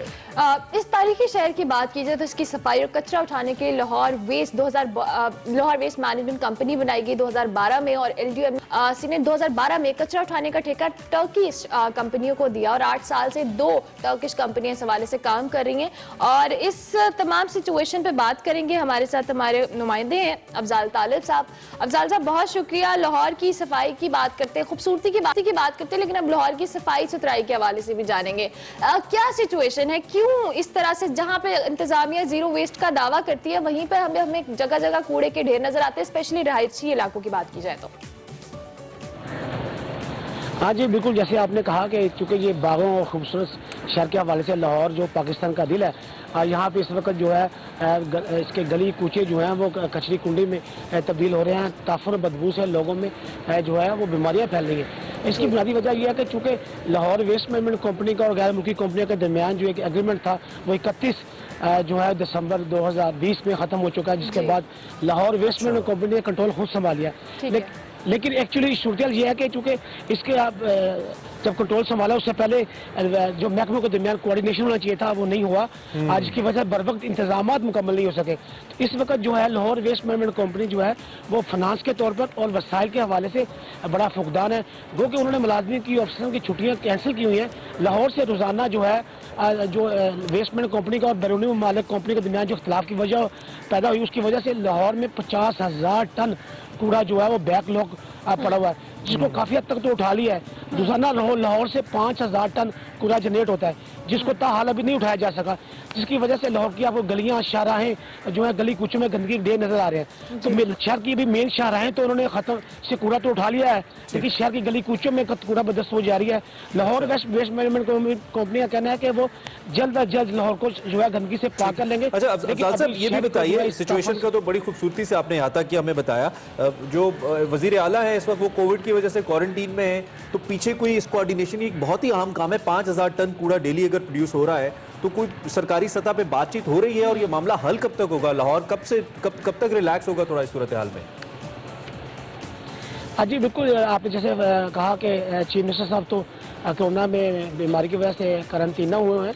लेकिन लाहौर वेस्ट मैनेजमेंट कंपनी की जो मैनेजमेंट कमेटी है, अब चूंकि उन्होंने सिस्टम खुद कंट्रोल किया है, जिसकी वजह से वो उनका कहना है ये हम सालाना 5 अरब बचाएंगे। लेकिन अभी जो लाहौर की जो सूरत हाल है, मुझे नहीं लगता कि 2-4-5 दिन में ये सूरत हाल कंट्रोल हो पाएगी। ये अभी चूंकि उनके पास वसाइल भी कमी है, गाड़ियाँ भी कम है, जो कि मुलाजमिन की तादाद ज़्यादा है, लेकिन इसके बावजूद वो उन्होंने 3 शिफ्टों में काम कर रहे हैं। लगता है कि ये अभी मजीद हफ्ता 2 हफ्ते तक ये लाहौर की जो है गंदगी किसी हद तक जो है साफ हो जाएगी। ठीक है, ठीक है। ठीक हो गया। अफजाल, थैंक यू, बहुत शुक्रिया। आपने हमें न सिर्फ बताया बल्कि आपने ये भी बताया कि हम मजीद इस पे गवर्नमेंट क्या कर सकती है, क्या करना चाहिए, अपडेट्स लेते रहेंगे हम। लाहौर शहर से कूड़ा उठाया जाना चाहिए, इस वक्त शहर की हालत ठीक नहीं है। हमने ब्रेक लेनी है, लेकिन उससे पहले आपको बताएं कि आज जुबैदा आपा, नावर शेफ और माहिर उमूर खानादारी, टोटकों की माहिर, आज मद्दा उनकी 3री बरसी मना रहे हैं। बिल्कुल नहायत नफीस तबीयत की मालिक और मशी की रवायत की अमीन जो कहा जाए, जुबैदा आपा 4 अप्रैल 1945 को पैदा हुई और उन्होंने पाकिस्तान की नावर शेफ और माहिर उमूर खानादारी के तौर पर शोहरत की बुलंदियों को छुआ। और उनके हवाले से बात की जाए, उनकी मारूफ बहन जो मुसन्निफा है फातिमा सुरैया बज्जा साहिबा और अनवर मकसूद और शायरा ज़हरा निगाह भी शोहरत की बुलंदियों पर पहुंचे।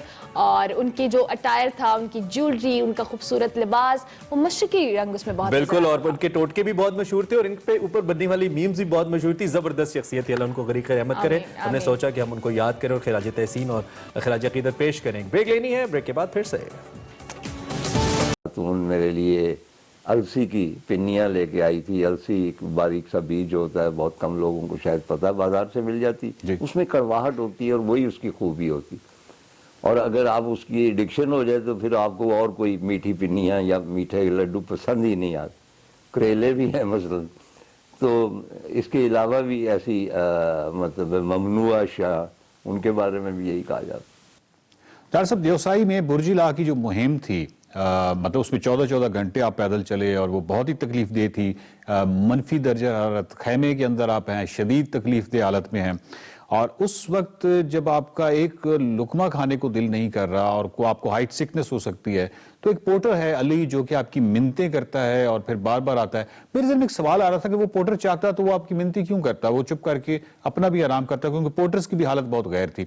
तो गिलगित बल्तिस्तान के जो पोर्टर्स हैं, उनका ये जो रवैया है, जो शफकत वाला रवैया है, केयरिंग वाला रवैया है, तो ये बहुत ही गैर मामूली नहीं है। क्योंकि बहुत सारी दुनिया की माउंटेनियस रीजन जो है, मुख्तलिफ पहाड़ों के जो लोग जाते हैं, तो वहाँ पे गाइड्स और पोर्टर्स जो हैं वो इतना इस तरह नहीं होता कि वो आउट ऑफ द वे जाके, मतलब वो जहाँ तक वो उन्होंने पैसे लिए हुए जिस चीज़ के, वो बस वही खिदमात आपको देते हैं। लेकिन यहाँ पे जिस तरीके से उसने आपकी मिन्नतें करके आपको खाना खिलाया, तो ये एक बड़ी खूबसूरत चीज़ है। क्या कहेंगे आप? ये ओवरऑल बल्तिस्तान के जो लोग हैं, यही कहा जाता है क्योंकि बुद्धिस्ट पास्ट है उनका, उनके अंदर एक खास कर उनका ठहराव है, एक सुकून है, एक स्पिरिचुअलिटी है जो तालीम से नहीं आती, जो एनवायरनमेंट से आती है, जो अपने आप के डीएनए में सफ़र करती है। तो उन लोगों में है एक ख़ास ठहराव है, एक ख़ास ईमानदारी है और एक ख़ास मोहब्बत है जी। और वो पैसे के लिए नहीं कर रहे होते। मज़ेदार बात ये है, चुनाचे वो शाम जो मैंने डिस्क्राइब की कि वो बर्फबारी शुरू हो गई, जून जुलाई थी, जुलाई का एंड था शायद, बेशुमार बर्फ और माइनस टेम्परेचर, और मेरी तबीयत ख़राब, मेरा खाने को जी नहीं चाह रहा था, मैं I couldn't even move in my tent. तो आधे लोग चले गए थे, बाकी वापस थे, और जिस तरह उसने मिन्नतें करके कि जी एक आप लुकमा और ले लें, एक ये आलू खा लें, जिस तरह उसने मुझे खिलाया, वाकई एक माँ की तरह खिलाया। और इनकी खसूसियत है, थोड़ा सा झगड़ा करेंगे आगाज़ में, वो एक रिवायत है, यानी वो मतलब पलटना झपटना जो है वो ऐसे ही लहू गर्म करने का एक बहाना होता है। लेकिन वंस वो आपके मतलब के मामला तय हो गए और आप चल निकले हैं, तो फिर उन जैसा पोर्टर आपको और कहीं नहीं मिलेगा। डॉक्टर साहब, रात का वक्त है, आप खैमे के अंदर हैं, आपकी बहुत बुरी हालत है और आप करवट भी नहीं ले सकते, जख्म भी हैं आपको, और इस दौरान आपको एक हाजत होती है, लेकिन प्रॉब्लम यह है कि आप बाहर नहीं जा सकते। एक जिन हाजिर होता है, वो 1-2 सफ़े हैं जो मेरा ख्याल है कि कोई शुरफा के पढ़ने वाले नहीं है। तो आपकी वैसे किताबों में इस तरह के सफ़े आ जाते हैं, तो शुरफा आपको डांटते नहीं है इस तरह की जब आप लिखते हैं? और कारीन को मैं इशारा दे दूं कि उनको ये देवसाई की किताब ज़रूर पढ़नी चाहिए, तो तब ये मेरा ये सवाल वो उनको समझ में आएगा। देखें, बात ये कि जब आप नेचर के साथ ज़िंदगी बसर करने जाते हैं तो उसके अपने असूल हैं, वो आपको अपने उनके असूलों के मुताबिक ढालना पड़ता है। और वो जो इंसानी एक होती हैं हाजतें, उनको पूरा करने के लिए वहाँ पे कोई ऐसे बंदोबस्त नहीं होते, और वो फिर आप कुछ इस किस्म की एब्स्ट्रैक्ट सी गुफ्तगू करके अपना काम निकालते हैं। दरअसल गिलगित बल्तिस्तान में कहा जाता है जब आप किसी ट्रैक पे होते हैं तो आपको बताया जाता है, आपका गाइड या आपका पोर्टर आपको बताता है कि ये जो वाला ट्रैक है जो आप करने जा रहे हैं ये तो घोड़े का रास्ता है, ये तो खच्चर का रास्ता है, इस तरह की इस्तिलाहें इस्तेमाल होती हैं। और जब आप उस ट्रैक में होते हैं, मतलब आप कहते हैं यहाँ पे कौन सा घोड़ा है दुनिया का जो इस ट्रैक के ऊपर जा सकता है, यानी पत्थरों के ऊपर जा सकता है, तो आप ऐसे लगता है जैसे आपके साथ कोई धोखाधड़ी हुई है, जबकि वो भी अपनी जगह पे ठीक होते हैं। तो ये क्या वजह है? मतलब ये जो घोड़े का रास्ता, खच्चर का रास्ता, ये कोई हमें समझ नहीं आता, यानी मतलब ये कोई मकामी मुहावरा ऐसा है जो हमें हमारी समझ में नहीं आता? नहीं, उसमें ओवरऑल जिस तरह मुझे याद है कि भाई जब पहली मरतबा मैं अपने पूरे ख़ानदान के साथ फेरी मेडो जा रहा था जी, तो बाबा शकूर था, वेरी नाइस पर्सन, रेड दाढ़ी, मेरा ख्याल अब भी है, मुझे याद करता है। तो वो हमारा पोर्टर था, उसे मैं पहले से जानता था, तो मेरी बेगम का वो रास्ता दिखा रहा था। तो एक जगह बहुत तंग थी कोई, और मेरी कोई बेगम बाकायदा क्लाइंबर तो है नहीं है, मैं भी कोई ऐसा नहीं हूँ, तो वो ज़रा झिझक रही थी। तो उसने कहा अम्मा, एक तो मेरी बेगम को ये सब बुरा लगता था कि उसको वो अम्मा कहता था, हालांकि उसी की उम्र का, कि अम्मा यहाँ से तो भेड़ बकरी भी गुजर जाता है। तो उसने फिर ताव में आके अपनी राजपूतानी शान दिखाई और कहा कि मैं भेड़ बकरी नहीं हूँ, इसलिए मैं यहाँ से नहीं गुजर सकती। तो कहने का मतलब ये है कि घोड़े और खच्चर यहाँ से गुजर सकते हैं, अगर गुजरते हैं तो वहाँ से इंसान तो नहीं गुजर सकते। और दूसरा एक देखें, जो इन्वायरमेंट है ना, जो शख्स उस इन्वायरमेंट में रहता है, he used to all that. जो बाहर से आता है उसके लिए मुश्किल हो जाती है। मसलन चाचा शकूर को मेरी बेगम ने कहा कि तुम कभी लाहौर आना, मैं तुम्हें रश आवर जो होंगे उसमें माल रोड के एक तरफ खड़ा करूंगी, तुम सारी उम्र क्रॉस नहीं कर सकते, क्योंकि उसको अंदाजा ही नहीं है कि मोटरों से किस तरह बचना है, किस तरह क्रॉस करना है।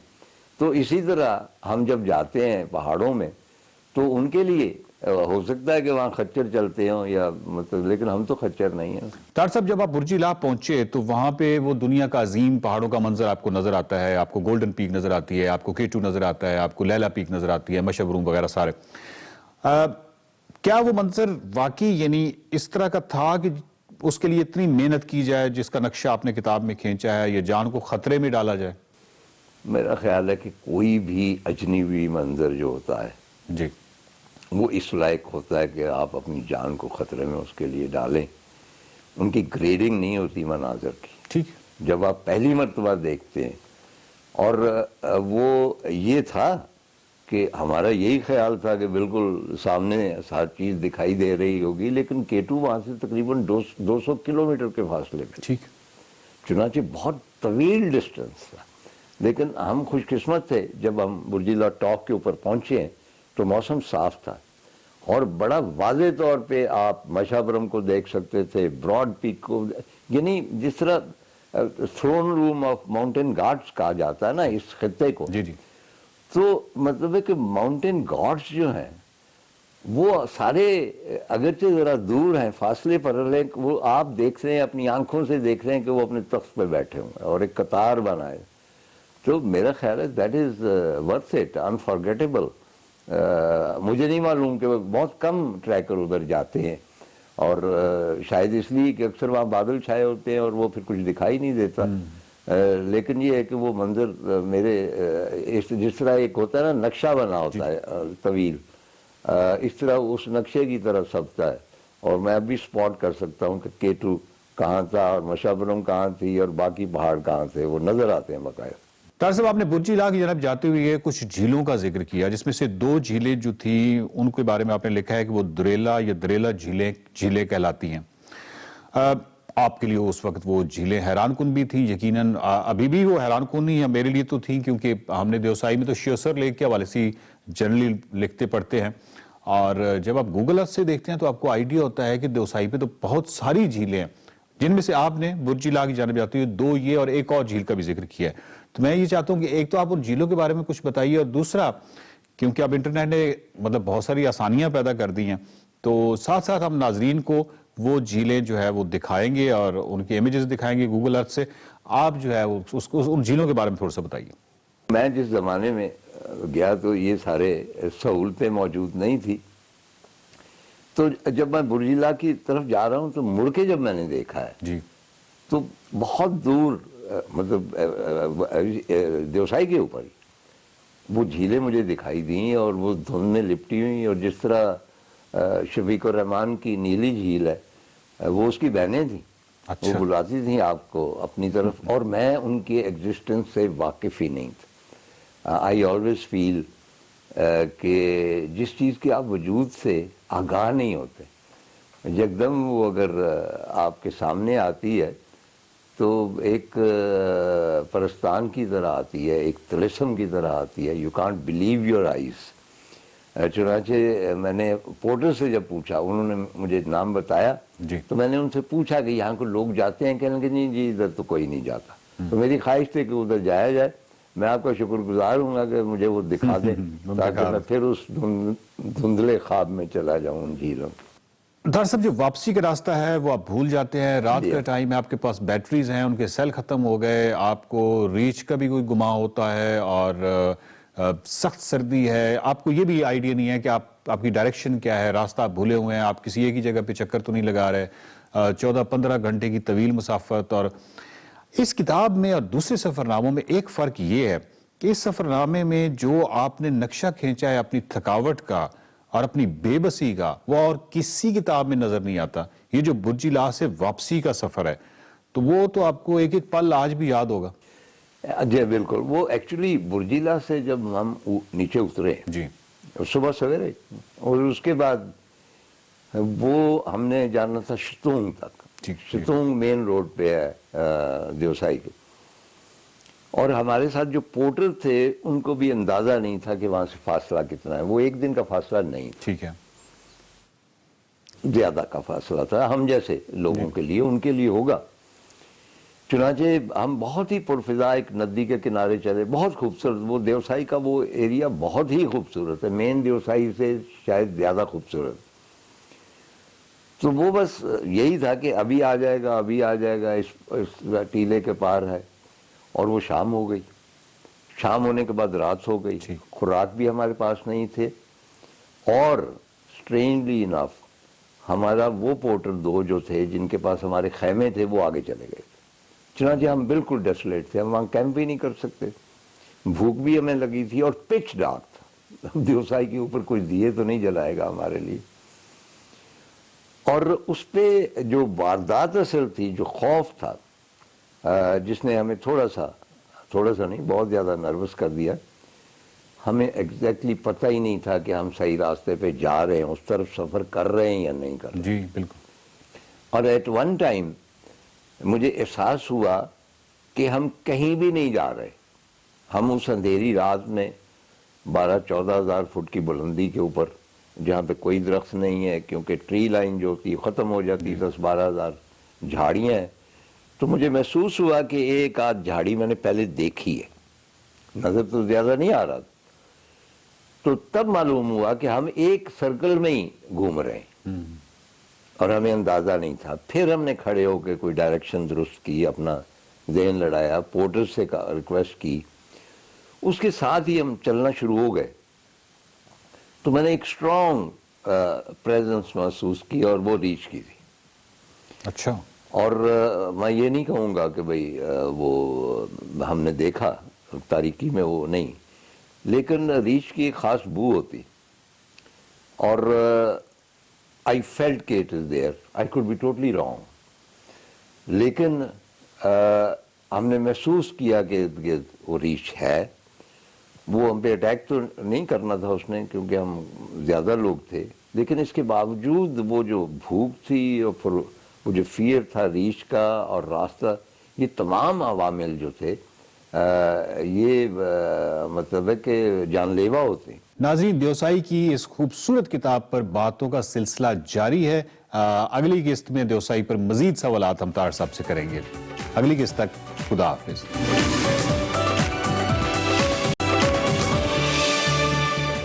Welcome back to Expresso programme में आगे बढ़ेंगे और आपको बताएंगे कि पाकिस्तानी नौजवान एथलीट इनकी जो पूरी दुनिया में चर्चा है, इन्होंने बेसिकली काम क्या किया। इन्होंने दुनिया के 300 से ज्यादा हरीफों को शिकस्त देकर 29वीं वर्ल्ड मेमोरी चैंपियनशिप जीत ली है। और हम बात कर रहे हैं ईमा आलम की, जिन्होंने 3 रोजा मुकाबलों में 10 से ज्यादा मज़ामीन में हिस्सा लिया। इस वक्त हमारे साथ ईमा मौजूद हैं जो कि वर्ल्ड मेमोरी चैंपियनशिप की फातिह है। उनके साथ साथ सानिया भी हमारे साथ मौजूद हैं जो ईमा आलम की इंस्ट्रक्टर है।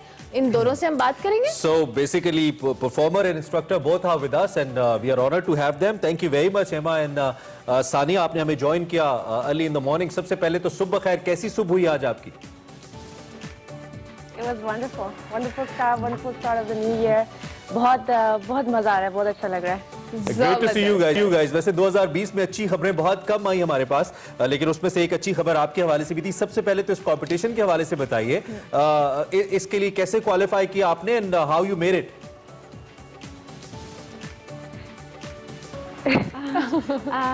मैंने 2 साल पहले institute of human memory development से ट्रेनिंग ली थी and with my coach I trained for 6 to 8 hours every day for 2 years. Okay. And इन्होंने मुझे ट्रेन किया, मुझे गाइड किया, ग्रूम किया इस लेवल पर कि आज पाकिस्तान वर्ल्ड मेमोरी चैंपियन का टाइटल होल्ड करता है। जबरदस्त। मैं थोड़ी सी बना देती हूँ। हाँ बिल्कुल, मैं बिल्कुल सानिया आपसे जानने वाली थी क्योंकि ईमा तो मुझे थोड़ी शाय लग रही है, वो कम बोल रही है हमें। जी 2 साल पहले हमने पाकिस्तान में एक प्रोजेक्ट लॉन्च किया था जिसे कहते हैं institute of human memory development international. And उस प्रोजेक्ट के जरिए हम पाकिस्तान में सुपर लर्निंग कोर्सेज लेकर आए थे।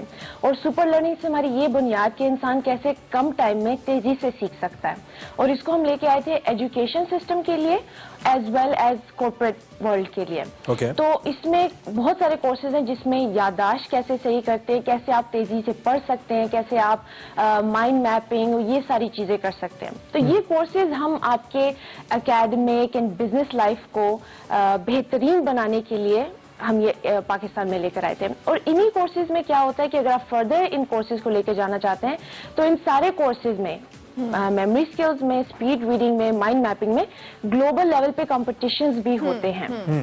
तो जिस तरह ओलंपिक्स होता है इसी तरह स्पीड रीडिंग के कॉम्पिटिशन्स, मेमोरी के कॉम्पिटिशन्स एंड माइंड मैपिंग के। तो ये वो एमा उनमें से एक स्टूडेंट्स हैं जिन्होंने कोर्सेज तो लिए हमसे अपनी एकेडमिक ब्रेन का ओलंपिक कह सकते हैं हम इसको, ब्रेन्स का ओलंपिक, माइंड स्पोर्ट्स, इसको माइंड स्पोर्ट्स कहते हैं। बिल्कुल बिल्कुल ठीक हो गया। अच्छा सानिया, क्योंकि इसकी आप इनकी इंस्ट्रक्टर भी हैं एमा की, क्योंकि मैं एमा से भी बात करूंगी इनके मेडल्स के हवाले से, बट स्टिल किस तरह की काउंसलिंग या ट्रेनिंग होती है, किस तरह से आप इनको प्रिपेयर करते हैं इस कंपटीशन के लिए, हम ये जानना चाहेंगे। क्योंकि ऑब्वियसली माइंड को ट्रेन करना, उसके लिए मुख्तलिफ तरह की एक्सरसाइज होती होंगी, किस तरह से इंस्ट्रक्ट किया आपने? ठीक है, तो देखिए जैसे अगर आपको याददाश्त सही करनी है तो हमारा जो कोर्स है वो ऐसा नहीं है कि आप, जैसे इन्होंने एमा ने बोला कि 2 साल उन्होंने प्रैक्टिस की, तो वो आपको 2 साल नहीं चाहिए वो हुनर हासिल करने के लिए। वो ये है कि अगर आपको मेमोरी सही करनी है तो हमारा 30 आवर्स का कोर्स है। लेकिन क्योंकि इनको दुनिया के बेस्ट फास्टेस्ट मेमोरी वालों के साथ compete करना था, और हमने जो compete किया है वो जो हम जीते भी हैं वो India, China, United states, United kingdom, Canada, ये सब मुल्क उनमें शामिल थे। तो क्योंकि ये compete करना चाह रही थी वर्ल्ड के टॉप के साथ, तो जो टीम पाकिस्तान एंड एमा है उन्होंने 2 साल तक लगातार हमारे साथ ट्रेनिंग की। 6 to 8 आवर्स डेली ट्रेनिंग इनकी होती थी। ओके एमा, मैं आपसे पूछना चाहूंगा, एक तो ये कि ये कितना चैलेंजिंग लग रहा था जब आपके सामने डेवलप्ड कंट्रीज के इतने सारे आपके सामने प्लेयर्स मौजूद थे, परफॉर्मर्स मौजूद थे, कितना चैलेंजिंग था, और ऐसी कौन सी चीज थी that was actually making you sure to win this competition, जिससे आपको लगता था कि मैं कर लूंगी, जीत जाऊंगी? I was confident in my training, जिसकी वजह से मुझे ऐसा प्रेशर नहीं फील हुआ and I was able to perform, क्योंकि वर्ल्ड के टॉप दिमाग के एथलीट्स आते हैं to compete and they train against with 10 different disciplines, जिसमें नेम्स एंड फेसेस होते हैं, वर्ड्स होते हैं, बाइनरी नंबर्स, इनको याद करने के लिए एक मखसूस टाइम दिया जाता है, जिसको फिर and then you have to exactly bring that back in exact order. ऐसे वैसे कैरेक्टर्स हमें यूजुअली तो मूवीज के अंदर नजर आते हैं जो फौरन से चीजें गेस कर लेते हैं, बता देते हैं और उससे बड़ा फायदा भी हो जाता है somehow। तो आपके फ्रेंड्स वगैरह कुछ आपसे मदद भी लेते हैं रियल लाइफ के अंदर चीजों को गेस करने के लिए, जानने के लिए, एमा? Yes, and मेरे friends भी इन competitions में हिस्सा लेते हैं, in mind mapping and in speed reading, Pakistan के नाम को रोशन करने के लिए। हमारे ब्रेन में इतना पोटेंशियल है और हर ब्रेन में ये पोटेंशियल है कि वो इस लेवल पर इंफॉर्मेशन को प्रोसेस कर सके। ठीक हो गया। अच्छा तो एमा मैं ये भी जानना चाहूंगी, ऑब्वियसली आपको देखकर बहुत सारे लोग इंस्पायर भी हो रहे होंगे कि आपने इतना जबरदस्त कंपटीशन जीता। ऑब्वियसली मेमोरी का बड़ा एक इम्पैक्ट आता है जब आप एक इंटेलिजेंट बंदे से बात कर रहे हो या उससे इंटरेक्ट कर रहे हो। So what are your future plans? हमारे देखने वाले जानना चाहेंगे कि आप इसको फर्दर किस तरह से आगे लेके जाओगी। मैं फर्दर और कॉम्पिटिशन्स में हिस्सा लेना चाहूँगी पाकिस्तान के नाम को रोशन करने के लिए और लोगों को इंस्पायर कर सकूंगी कि वो अपनी ब्रेन की फुल कैपेसिटी और कैपेबिलिटी को इस्तेमाल करना सीखें इन कोर्सेज के जरिए, क्योंकि हम अपना इतना टाइम वेस्ट कर देते हैं विदाउट नोइंग कि हमें अपने ब्रेन को कैसे इस्तेमाल करना है, कैसे सीखना है और कैसे चीज़ें याद रखनी है। ठीक है। अच्छा सानिया, मैं आपसे जानना चाहूंगा कि ये जो कंपटीशन है एक्चुअली, क्योंकि बच्चे ज़हीन तो बहुत हैं और बहुत सारे ऐसे बच्चे हमें देख रहे हैं इस वक्त जिनके पेरेंट्स को पता है कि हमारा बच्चा बहुत इंटेलिजेंट है, लेकिन उन तक वो कैसे एक्सेस करे इस तरह के कंपटीशन में, एक तो हमें ये बता दीजिए। और दूसरा ये कि क्या ज्यादा इसमें किरदार टैलेंट का है एक बच्चे के अंदर या फिर ट्रेनिंग ज्यादा रोल प्ले करती है कि वो अपने ब्रेन को ट्रेन कर सकता है? ज्यादा इंपॉर्टेंट रोल किसका है? दोनों का जवाब दीजिएगा। आपने बहुत ही इंपॉर्टेंट क्वेश्चन पूछा है, thank you so much for that question.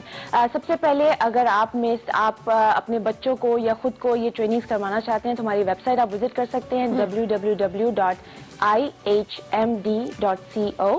और सोशल मीडिया पे IHMD #IHMD या #CFW के नाम से हमें सर्च करेंगे तो हम आ जाएंगे।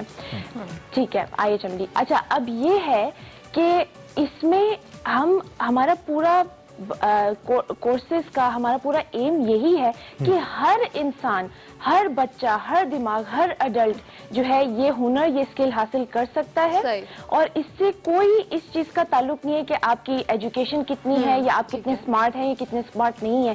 ये सारी टेक्निक्स के ऊपर है। अगर हम याददाश्त की बात करें तो याददाश्त कैसे इस्तेमाल की जाती है, उसका मैकेनिज्म क्या है, उसको अगर आप समझ जाएं तो आप जो है आपकी याददाश्त किसी भी उम्र में बेहतरीन हो सकती है। आप जिन कंपटीशंस की बात कर रहे हैं जी बोले सानिया, बियॉन्ड आप इमेजिन भी नहीं कर सकते उसमें कितना याद करना पड़ता है।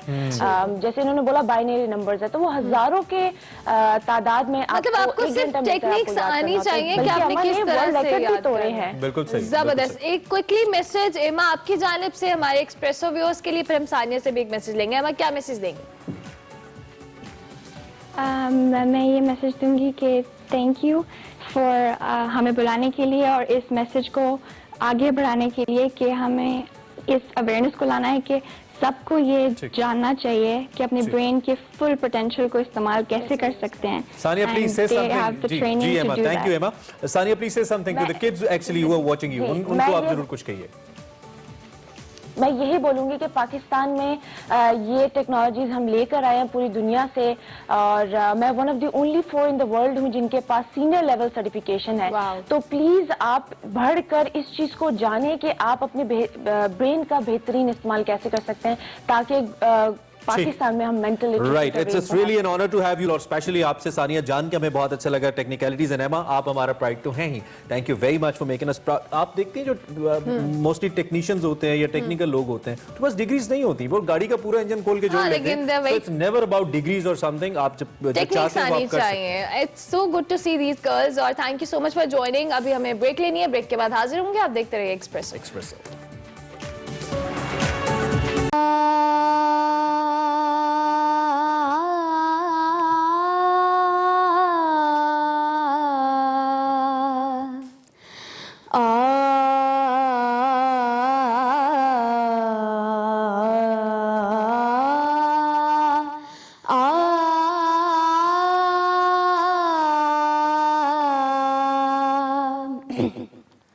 मा पा धा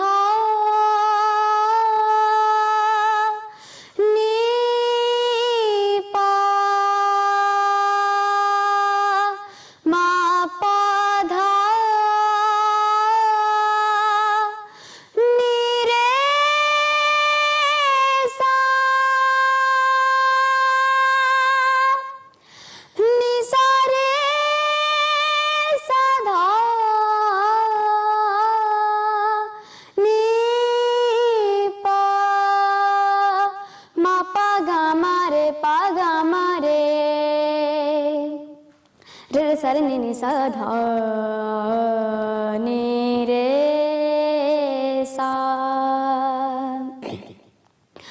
विच सजदे सोच किसे होर दी क्यों दिल में तेरे दर्द है रोग है क्यों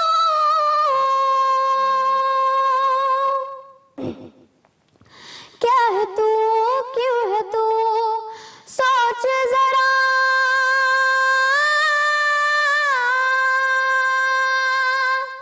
लड़ जा अपनी ये जंग तू कर दे सबको ही दंग तू बना ले छोटी सी दुनिया हो जा मस्त मलंग तू बोल हो बोल हो बोल तू अल्लाह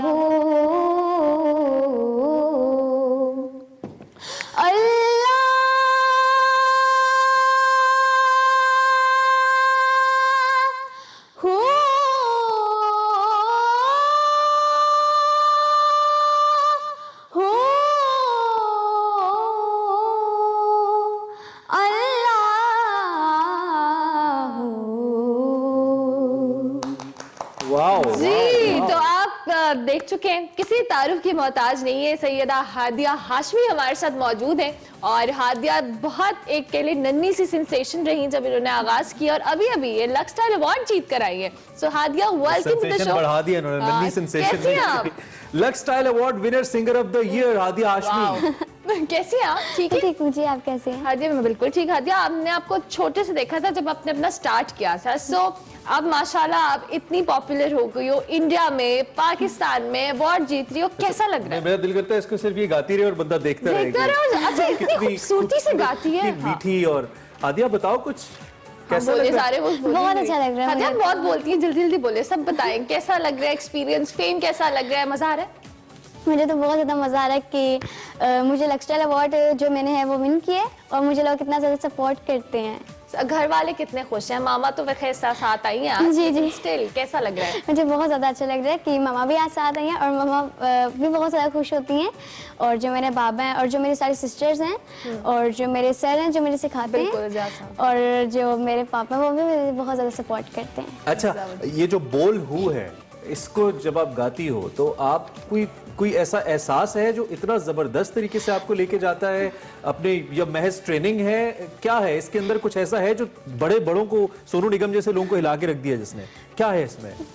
पता नहीं। I want to know that feeling. वो फील क्या है? फील बस इसमें ना फील्स की जरूरत होती है हर गाने में। अगर फील नहीं होगी किसी भी गाने में तो मजा ही नहीं आएगा गाना गाने का।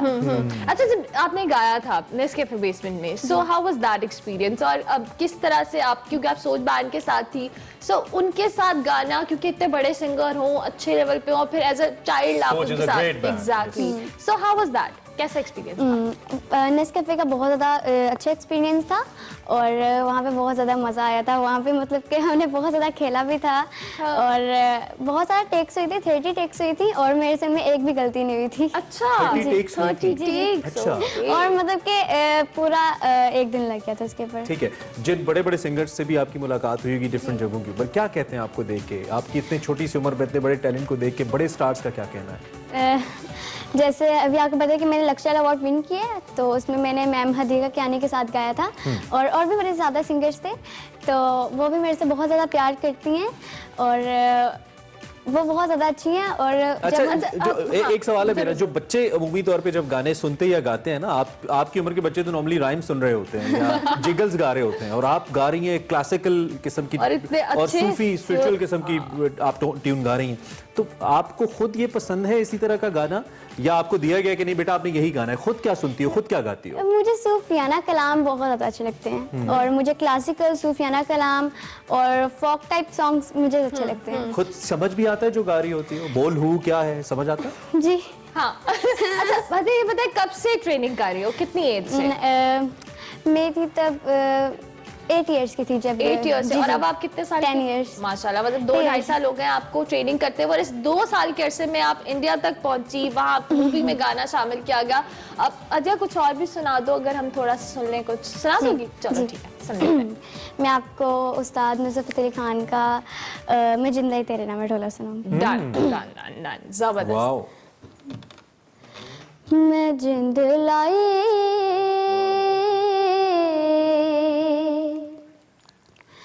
तेरे नाम ढोला, जिंद लाई तेरे नाम ढोला, दूर ना जावे ना तड़ पावे, दूर ना जावे ना तड़ पावे, रोली ना तू जान पटोला, मैं जिंद लाई तेरे नाम ढोला, जिंद लाई। आजा वे चन माई आजा, ना जा तू दूर हुन ना जा, आजा वे चन माई आजा, ना जा तू दूर हुन ना जा, मेरे सोनिया मेरे महरमा हानिया, आ दिल जानिया, आ कर दे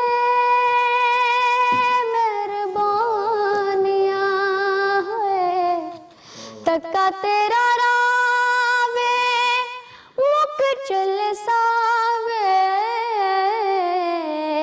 तक्का तेरा रावे मुक चल सावे, करे ना तू टाल मटोला, मैं जिंद लाई तेरे नाम ढोला, जिंद लाई तेरे नाम ढोला, दूर ना जावे ना तड़ पावे, दूर ना जावे ना तड़ पावे, रोली ना तू जान पटोला, मैं जिंद लाई तेरे नाम ढोला, जिंद लाई। कितने वक्त में याद किया ये गाना? ये कितना वक्त लगा याद? 2 days। 2 days में ही याद किया? मतलब कि एक दिन में मैंने याद कर लिया था, और जो दूसरे दिन में मैंने मतलब कि जैसे मैंने अभी आपको बताया था कि फील्स की ज्यादा जरूरत होती है, और सेकंड डे मैंने फील कर लिया। आप ये उसका इतनी फेस blessed बच्ची है, ये नुसरत फतेह अली खान साहब की मेलोडी को ऐसे गा रही है जैसे कोई गाना ही नहीं है। माशाल्लाह माशाल्लाह हादिया, No words। अपना सदका अम्मा से गा करो, रोज उतारा करें, बिकॉज इतनी खूबसूरत आवाज और इस एज में और इतना मैच्योर लेवल पे आप गा रही हो, इट्स लिटरली अ ब्लेसिंग। आपको अंदाजा भी नहीं है कि आप कितनी ब्लेस्ड हो इस मामले में। अच्छा, म्यूजिक जो है ना, अब उसकी कोई बॉर्डर्स तो खैर पहले भी नहीं थे, लेकिन अब सोशल मीडिया के बाद यूट्यूब है, फौरन चीजें वायरल होती हैं, दुनिया भर में जाती हैं। क्या ड्रीम क्या करती हो आपस में जब सोचती हो कि क्या हो जाए? क्या अब आपकी मिल जाए? डेस्टिनेशन है कि ये सोचा ये करना है मैंने? मीन्स के मेरा दिल करता है कि मैं मैडम आबिदा परवीन के साथ परफॉर्म करूं। वाओ, ठीक है, वो तो आप कर ही लेंगी, जिस तरह आप गा रही हैं। अगर मैम देख भी रही हैं तो I think she would love to, obviously जितना अच्छा आप कर रही हैं वो खुद भी बहुत बड़ी अच्छा, लेजेंड है। सोनू निगम ने जब आपकी वीडियो शेयर की, we really want to know क्या किस तरह से आपने आपको पता कैसे चला? हाँ, पता कैसे चला, एहसास कैसा हुआ, कितनी खुशी हुई कि Sonu Nigam is a big singer? या तो कब पता चला था? हाँ, तब मेरा उससे पहले भी मेरा एक शो हो रहा था उर्दू पॉइंट पर। तो जब शो खत्म हो गया तो फिर सर मोबाइल यूज़ कर रहे थे, तो सर ने मुझे तो बुलाया कि हादी इधर आइए देखिए। मैंने कहा पता नहीं क्या है। तो जब मैं गई तो सर सोनू निगम थे, तो मैंने कहा जी ये तो सर कहते हैं कौन है? मैंने कहा सर सोनू निगम। तो कहते जब मतलब कि कैमरा स्क्रीन की तरफ गया तो मैंने कहा मेरा बोलो कैसे लग सकता है?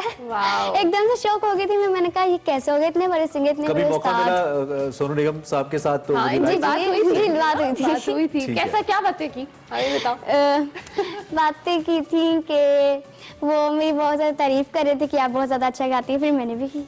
क्या तारीफ आपकी बनती भी है। अच्छा, तो अभी कोई ऐसा अपना सिंगल भी है जिस पे काम करी हो आप, जो आपका अपना हो, मतलब अपना सॉन्ग मेरा? जी, अपना कोई ऐसा आने वाला गाना है जिस पे आप आने काम वाला अभी तो मेरा ISP आर्ट के साथ एक सॉन्ग आएगा, सॉन्ग टाइप ही है, तो वो आप जल्दी सुनेंगे। अच्छा, ठीक है, थोड़ा वो सुना हाँ, सकती हैं हमें, अगर रिवील कर सकती हैं या नहीं कर नहीं, सकती? अभी रिकॉर्ड नहीं हुआ। अच्छा, अभी नहीं कर रिकॉर्ड सकते नहीं हैं। हुआ। ठीक है, तो बेसिकली आप ज्यादातर नुसरत फतेह अली खान साहब को सुनती हो या कोई क्लासिकल लोग भी ऐसे हैं जिनको आप सुनती हो, क्लासिकल जो बड़े गाने वाले हैं, या नुसरत फतेह अली खान साहब या मैं मैडम आबिदा परवीन को सुनती हूँ, मैम अफशा को सुनती हूँ। अच्छा जी, और सर आतिफ असलम को, सर अली सफर को, और मैडम मतलब हर जॉनरा को मतलब सुनती क्या है हो। किसी को। ठीक है, कुछ और भी हम सुनेंगे। अब हमें कुछ थोड़ा सा कोई चंचल सा, कोई मैडम नूरजहां का कोई गाना ऐसा हो, जी, बिकॉज वो बहुत अच्छा गाती हो आप, आपके एक्सप्रेशन बहुत कमाल होता है। मैं आपको सुनाऊंगी मैडम का बाबरी चकोरी। बाबरी वाह वाह वाह, आज आप आ गई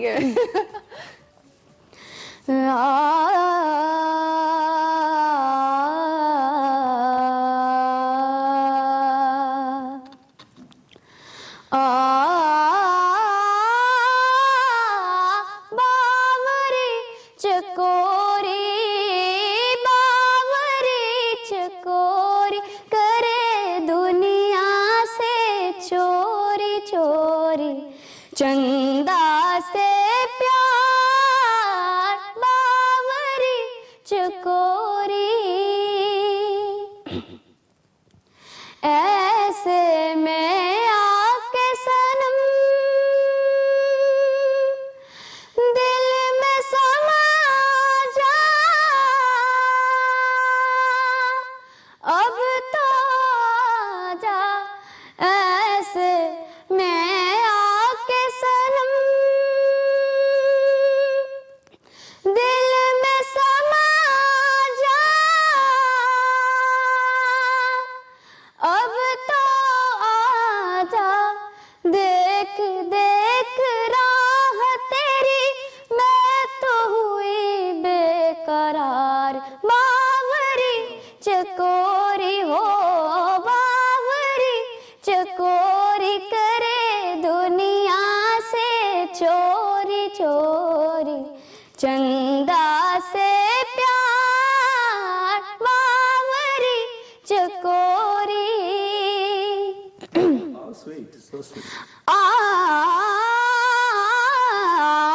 मिल के तुझे दिल में मेरे बजती है शहनाई, जनक जनक नाच उठी अब मेरी तन्हाई, चांद रात झूम के फिर लाई है किरणों के हार, बावरी चकोरी, करे दुनिया से चोरी चोरी, चंदा से प्यार, बावरी चकोरी।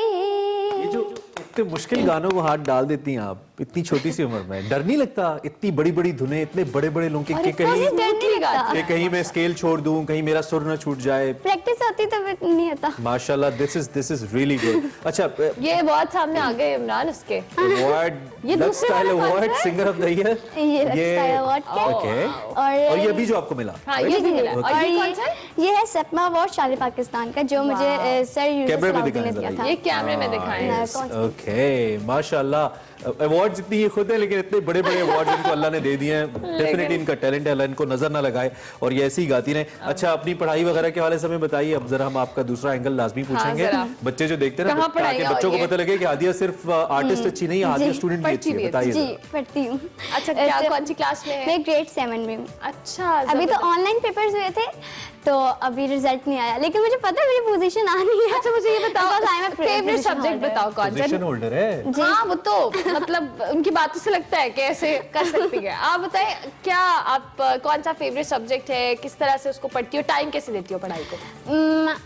उर्दू तो हमारी कौमी ज़बान है, वो तो ज़रूर अच्छा लगता है। ठीक है। और मुझे मैथ्स अच्छा लगता है, और मुझे साइंस अच्छा लगता है, और इंग्लिश।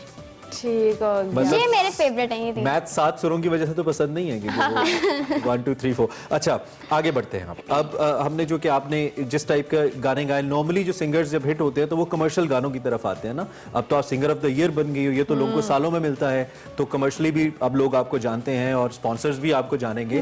तो क्या हम फ्यूचर में एक्सपेक्ट करें कि आप कमर्शियल गाने बनाएंगी थोड़े तेज वाले, जिसमें यू नो थोड़े मस्ती होगी, पॉप ऐसा होगा कुछ, या ऐसे ही गाओगी बैठ के सूफी सॉन्ग स्पिरिचुअल ऐसे ही? नहीं, मैं सब चीजें करूंगी। सब चीजें ट्राई करोगी जी।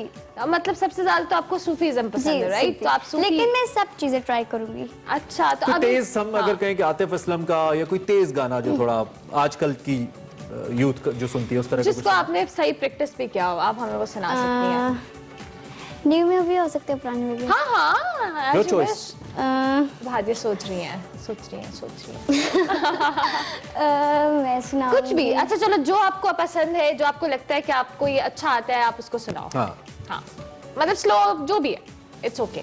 बहुत जरूरी नहीं है कि फास्ट ही सुनाना। मैं आपको सुनाऊंगी यार डाडी। यार डाडी बेहतरीन, बाय सर अली जफर। बस ठीक है, डन हो गया, डन हो गया। यार डाडी ओ डाडी यार डाडी ओ डाडी यार डाडी इश्क आतिश लाई है यार डाडी इश्क आतिश लाई है वे यार सानू वे ढोल सानू लग गई वे अख्तियारी सानू लग गई वे अख्तियारी सीने दे विच ना समाई है यार डाडी इश्क आतिश लाई है यार डाडी इश्क आतिश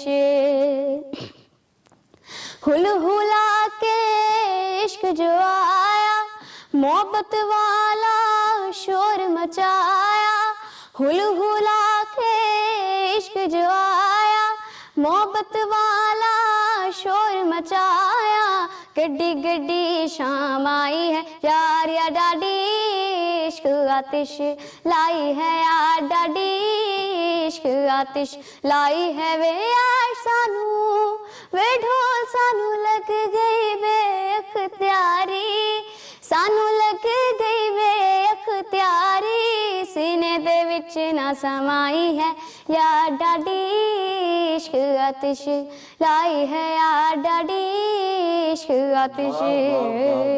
और ये जो कोविड अभी कोरोना की सूरत हाल थी, आर्टिस्ट थोड़े घर बैठ के बोर भी हो रहे थे, इतना काम भी नहीं था, कॉन्सर्ट्स वगैरह भी नहीं हो रहे थे। आपका कैसा गुजरा ये क्वारंटीन का पीरियड? स्कूल्स भी नहीं होंगे? जी बोर तो हो रही थी वैसे। कोई नया म्यूजिक बना लेती फिर आप? बनाया कुछ करी? नहीं मींस के मैं न्यू सॉन्ग याद करती थी यूट्यूब से, तो फिर वीडियो बना के अपलोड करती थी। Hadiya, thank you so much for coming. बहुत अच्छा लगता है, आप इसी तरह से अच्छा अच्छा गाना गाएं, आप पाकिस्तान का नाम रोशन करें। यू आर सो ब्लेस्ड माशाल्लाह, and thank you so much for coming और इतने अच्छे अच्छे गाने हमें सुनाने के लिए। और इतनी छोटी सी उम्र में लक्स स्टाइल अवार्ड जीतने के लिए बहुत मुबारकबाद आपको। हमारे साथ Hadiya Hashmi singer of the year award जीतने के बाद आज पहला इंटरव्यू एक्सक्लूसिव हम आपके लिए लेकर आए और लाइव इन्होंने गाया, और जो भी गाया कमाल गाया। पाकिस्तान का फेस है, ग्रेट टैलेंट है पाकिस्तान का, दुनिया भर में लोग इनको जानते हैं। ना सिर्फ पाकिस्तान बल्कि cross the border. Exactly. Thank you so much. और अभी हम ब्रेक लेंगे, ब्रेक के बाद हाजिर होंगे। आप देखते रहिए एक्सप्रेसो।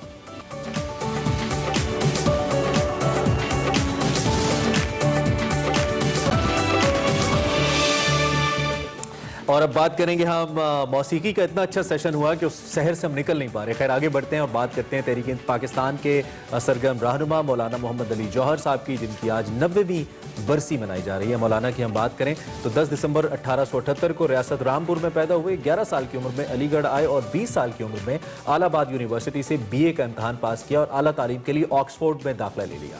आप सरकारी ओहदों पर भी तैनात रहे। ऑल इंडिया मुस्लिम लीग के बानी रहनुमाओं में मौलाना मोहम्मद अली जौहर भी शामिल थे। आपने कलकत्ता में अंग्रेजी हफ्त रोज़ा अखबार कॉमरेड जारी किया। इस अखबार में पूरी दुनिया के मुसलमानों की हमायत में बहुत कुछ लिखा। आपके जारी करदा उर्दू अखबार हमदर्द और कॉमरेड अखबार ने मुसलमान पाक हिंद का सियासी तस्वुर बेदार करने में बड़ी मदद की।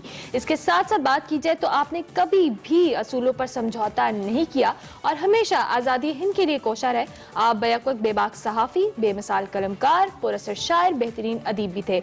1930 में गोलमेज कॉन्फ्रेंस में शिरकत के लिए इंग्लैंड गए तो आपने वाज़े लफ्जों में कहा कि तुम अंग्रेज मेरे मुल्क को आज़ाद नहीं करोगे तो मैं वापस नहीं जाऊंगा और इंग्लैंड में ही खालिक हकीकी से जा मिले।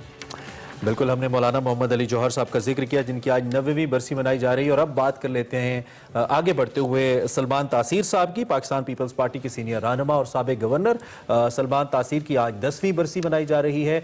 1980 में पीपल्स पार्टी के टिकट पर मेंबर पंजाब असम्बली मुंतखब होने वाले सलमान तासीर सियासत के साथ साथ एक मारूफ कारोबारी शख्सियत के तौर पर भी जाने जाते थे। आसिफ अली जरदारी के करीबी दोस्त और वफादार साथी के तौर पर पीपल्स पार्टी में मशहूर सलमान तासीर को 2008 में गवर्नर पंजाब बनाया गया और उसी दौर में शहबाज शरीफ की नाअहली के दौरान गवर्नर राज भी नाफिज रहा। सलमान तासीर मुस्लिम लीग नून के बहुत बड़े नाकिद समझे जाते थे। उन्होंने शहबाज शरीफ को भी बहुत टफ टाइम दिया और उनके जो सियासी ओहदे के हवाले से इल्जामात की जद में भी उनको रखा गया, लेकिन बाद में एक नाखुशगवार वाक़े में वो जांबक हो गए, उनको कत्ल कर दिया गया। तो आज हम उनको भी याद कर रहे हैं। उनकी आज 10वीं बरसी मनाई जा रही है। इसके साथ साथ प्रोग्राम में बात करेंगे वर्ल्ड ब्रेल डे के हवाले से। तो पाकिस्तान समेत दुनिया भर में वर्ल्ड ब्रेल डे मनाया जा रहा है। दुनिया भर में बसारत से महरूम अफराद हर साल 4 जनवरी को लुइस ब्रेल का यौम पैदाइश मनाते हैं। बात की जाए कम सिनी में बनाई से महरूम होने वाले लुइस ब्रेल ने 1824 में उभरे हुए नकात के जरिए बसारत से महरूम अफराद के लिए खुसूसी ज़बान मुतारिफ करवाई। और ब्रेल लैंग्वेज 6 उभरे हुए नकात पर मुश्तमिल होती है, जिसे 36 मुख्तलिफ अशकाल के जरिए दुनिया की बेशतर बड़ी जबानों में जो मवाद है वो तहरीर किया जाता है। पाकिस्तान की बात की जाए तो पाकिस्तान में बसारत से महरूम अफराद इस तहरीर की जात को अपने लिए एक नेमत करार देते हुए बल्कि लुइस ब्रेल को खराज अकीदत पेश करते हैं। और सिंध हुकूमत ने पहली तब 12वीं जमात के निसाब को ब्रेल लैंग्वेज में मुरतब करने का भी काम शुरू कर दिया। बहुत अच्छा इकदाम है। पाकिस्तान में जो बसारत से महरूम अफराद हैं उनकी तादाद 26 लाख के लगभग 2.6 मिलियन, जिसमें से सिर्फ 10,000 अफराद ऐसे हैं जिनको पढ़ना लिखना आता है। ब्रेल लैंग्वेज की सरकारी सरपरस्ती अगर की जाए भला तो बसारत से महरूम जो बहुत सारे अफराद हैं उन्हें तालीम के जेवर से आरास्ता न सिर्फ किया जा सकता है बल्कि मुआशरे का एक मुफीद शहरी बनाया जा सकता है। वो मुआशरे में बहुत ज़्यादा कंट्रीब्यूट कर सकते हैं। और अगर सिंध गवर्नमेंट जैसा कि आपने बताया कि इस पर काम कर रही है तो ये बहुत अच्छा इकदाम है। वफाकी सतह के ऊपर भी हमारे जितने भी मुख्तलिफ तबका फ़िक्र के लोग हैं जो महरूम है, ख़ास तौर पर जिनके अंदर कोई भी जिस्मानी महरूमी है जो कि हमारे लिए बड़े ख़ास हैं, हमारे लिए बड़े मोहतरम हैं, उनको अगर मुआशरे में उनकी वैल्यू एडिशन के साथ उनको मजीद आगे लाया जाए तो वो एक कंट्रीब्यूट कर सकते हैं मुआशरे के अंदर, एक एसेट के तौर पर आगे बढ़ सकते हैं। शो के हम इख्तिताम में आ चुके हैं। हम पोल रिजल्ट्स बता देते हैं जी। पोल हमने रखा था क्या पाकिस्तान दूसरा टेस्ट मैच जीत पाएगी। इस हवाले से 65% लोग कहते हैं हाँ, 30% कहते हैं नहीं, जबकि 5% कहते हैं पता नहीं। तो ज्यादा लोगों को लगता है कि 65, इनको कैसे लगता है? मतलब ये ऑप्टिमिस्टिक है। Cricket viewer, sports lover should always be optimistic. आपको पॉजिटिव रहना चाहिए, पॉजिटिव रहते हुए सोचना चाहिए। वैसे फवाद आलम से लोग थोड़ा सा कल मायूस हुए चूंकि फवाद आलम ने एक 100 स्कोर किया था। तो फवाद आलम ने आप पसंद नहीं करती? नहीं, मैं करती हूँ, क्यों नहीं करती? आप बिला वजह मेरे पे फते हो। मुझे आपके एक्सप्रेशन से लगा कि आप पसंद नहीं करती। मतलब मैं मैच के हवाले से अभी भी कुछ पूरी उम्मीद नहीं। अच्छा जी, अपने देखने वालों से इजाजत लेंगे। आपसे हमारी मुलाकात होगी कल। फीडबैक के लिए हमारे सोशल मीडिया हैंडल्स हैं। मंडे का दिन है, पूरा हफ्ता आपका हमारे साथ रहने वाला है, तो आपने तैयार रहना। हम भी कल तैयार होकर फिर आएंगे। अल्लाह हाफिज। अल्लाह हाफिज।